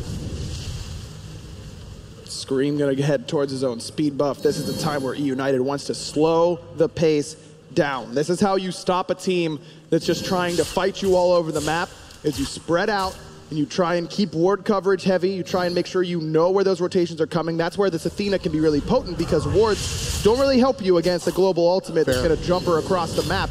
But overall, EUnited needs to slow it down right now. Get their relics to the point where everything's up. Right now, that's the case. Beads up on all 3 carries who have purchased it for EUnited. Now they can afford to play a little bit more aggressively, but still probably want to wait until Venenu's able to back, which he does right now, and pick up his second relic, almost certainly going to be an Aegis. Touched on this before Panda Cat fall down. The Spear of the Magus for the mid lane Poseidon, nice and early. Love it. Love this early spear. It just makes it so you're basically doing true damage. It also enhances how much damage Kalas is going to do. Shield Wall does a good chunk of damage whenever they can sit in it for the full duration, and the idea behind this entire composition is to make them sit in a one spot for a long time. Now, I would have preferred to see Wolfie go for an early Gem of Isolation here to make sure that they can really lock down anybody on EUnited, especially without a lot of winged blades quite yet for anyone on EUnited. In fact, Venenu's going for something defensive, probably going to be a Spirit Throw. I love the pickup, but still not going to help you if you're just sitting still, basically, in a whirlpool. Portal Demon started by Team Rival. Portal Demon finished by Team Rival. Left side, Scream tries to attack Kalas, who's already relatively tanky, just has the boots, but still able to make things happen. Vote, however, takes a bunch of damage from Panda Cat, piloting that Uller, ton of burst. Here comes Polar Bear Mike, and Scream, 2 players deep. This could be trouble. Aegis good, but Venenu's right there to knock him off the horse. Polar Bear Mike picks up Kalas, and now EUnited gets ahead right back towards that goal. He's not even supposed to be there. He's the scary to pilot mage. He's the guy that you can turn on, and all of a sudden, Venenu from the backside takes the player down. Gold Fury going to go down here for EUnited. This is the first time teams have split Gold Fury so far in this set, at least during the relevant time. And EUnited evens it up. Again, what does it come down to? Mid-pressure. Venenu beats Wolfie between the Tier 1 and Tier 2 towers and knocks Vote off the horse. But really, the poke there from Scream, I'm kind of sitting here shaking my head saying, what is Scream doing? Ulting Athena there. It doesn't make sense. No kill potential. He's just thinking 2 steps ahead. Exactly. There was never supposed to be kill potential there. Bring him low, set him up. PBM's right there, blinks over the wall. Patience with the ultimate, actually waits for Vote to use the dash. Make sure that you could hit both of the Wrath of Terra. EUnited thinking ahead. And EUnited getting into the head of Team Rival, something that Rival actually excels at. We saw last game how Kalas would just blink on Panda Cat 4th beats. Nobody's there. There's no follow-up. Just sort of making EUnited feel a little trepidatious about their next move and question things, right? So EUnited take a page. That's Scream directly taking a page out of Team Rival, just ulting Kalas. So that Kalas goes, what are you doing?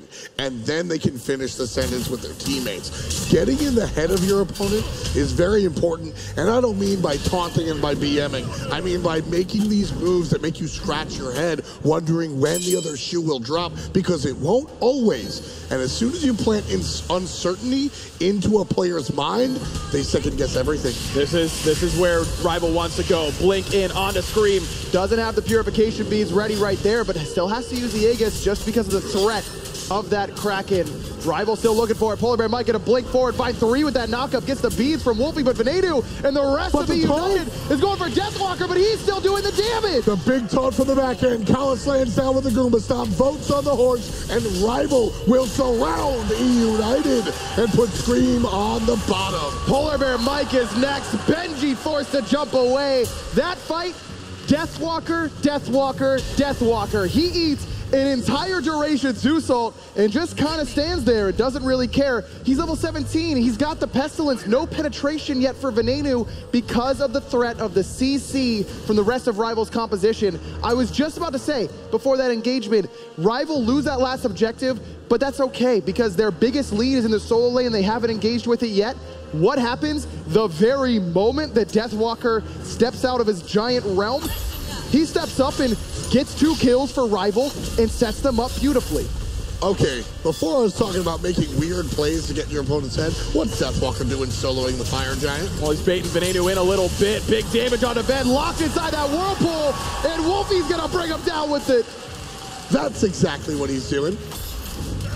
Just making sure there's one less player on the board. Deathwalker comes through, and 50%. This is all because beads are down from EUnited. Rival don't really want to take this FG. They just want someone to walk in that they can taunt. And there's going to be one. Polar Bear Mike wrapped up in the whirlpool. Fire Giant still pulled. Deathwalker goes up and down. No, they got it! EUnited steal away the Fire Giant. Ice Ice Baby is going to fall. Rival playing with fire, and they get burned. EUnited steal it away. Wolfie a second, not even. Less than a second too soon with the Kraken. That one's gotta hurt. That is a risky play. It is one that would have given Rival insurmountable momentum. But the momentum is the other way right now. Clearly, EUnited have the momentum in the battleground, in the arena, and in the set. And that's the scary part, Ryan. If this game ends in 4, I think we all look back at that play. I just don't know how much I love the call to commit there. I mean, that's trust in your mid laner. At some level, I deeply respect it. Yeah, I respect it. And Wolfie has been so good this season at securing objectives. But it only takes 1 point of damage. Yeah. EUnited, I don't even know how they got that. That was absolutely incredible. It was just, I mean, like you said, you just have to entrust your mid laner to secure that. He doesn't come up. The Portal Demon, however, that's a nice play, and that'll again get stolen. Look at Vote. He just goes, wow. Wow. Wow is right. I love that call to go for Portal Demon. Truly, I do. Because it's just showing Wolfie that you still have confidence in him. Yeah, you got this. Yep, it happened. Yep. You don't have Kraken this time. It's fine. It doesn't matter. We'll just secure with Title Surge. Pretty decent secure ability. I love the confidence, the quarterback mentality. Who cares if you lost the last objective? We'll get the next one. But when you don't get the next one, how do you look at another objective in this game that's contested? It's certainly going to be rough. Right now, the road is all but secure. Nice pull on Deathwalker. He's surrounded by EUnited jerseys. Even slowed, rooted by Osiris. Help from the snow. There's the dash, but the detonate from the Zeus is going to be enough. Scream cleans him up. Nice crack in there from Wolfie, but not enough damage to bring Scream down. He still had that Aegis available. Now, EUnited looking for Ice Ice Baby. Caught underneath the tower and put down. EUnited knocked down 2 as they grab a tower and look towards the Phoenix. 53,000 gold. Lead change. EUnited have control of this game. Fire Giant, 5 members strong. Veneno the only one without it, and he doesn't mind. Right side Phoenix already gone. Rivals base exposed. Still in a spot where they can come back in this game. Still in a spot where they can fight against the United in this game. At 5K. But man, you can't even defend this tier 2 tower. You've already lost 2 members. The 5v3 just isn't going to go in your favor, so now you have to give up this tier 2. And Gold Fury's up. Deathwalker and Ice Ice Baby aren't going to be able to get there.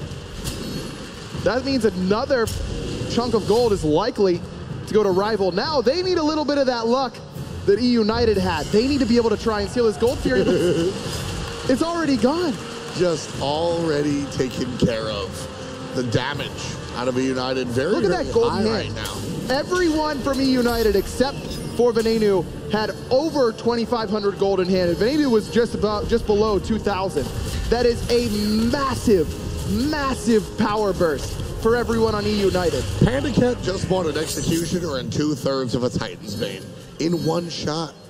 The difference of damage that he was delivering last team fight to this team fight is going to be felt. And Team Rival have to realize that.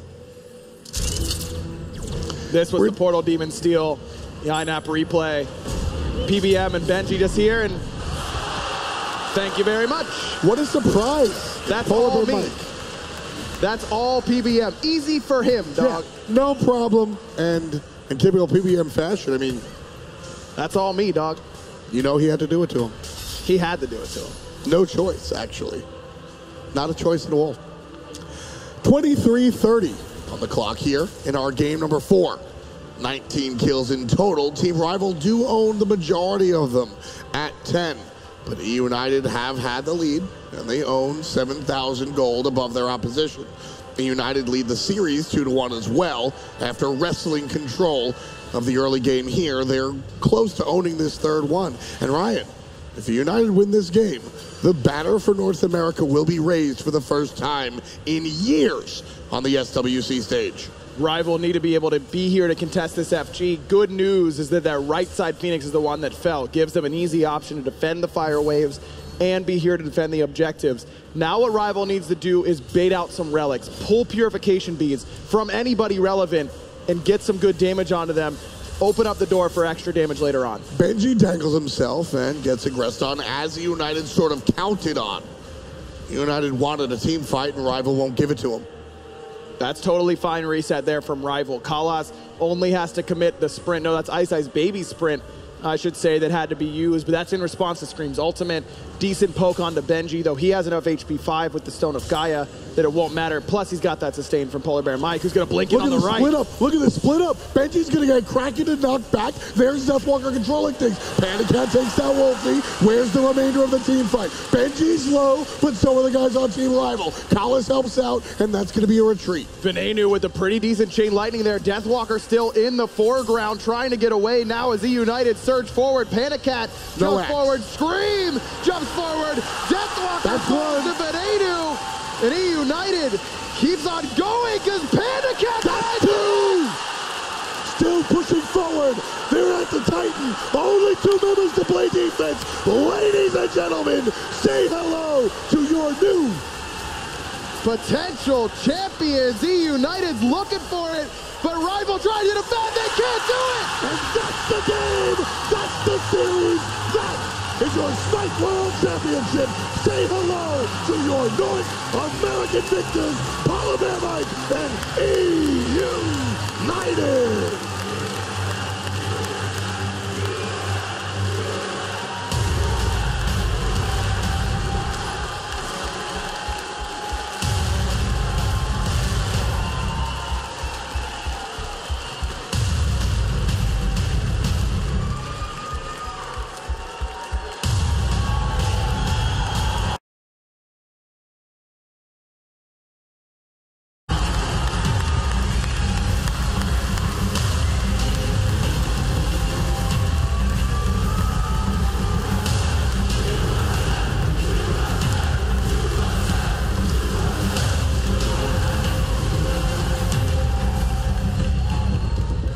It looks like the curse is broken for Polar Bear Mike. North America, for the first time in 3 years, is your world champions.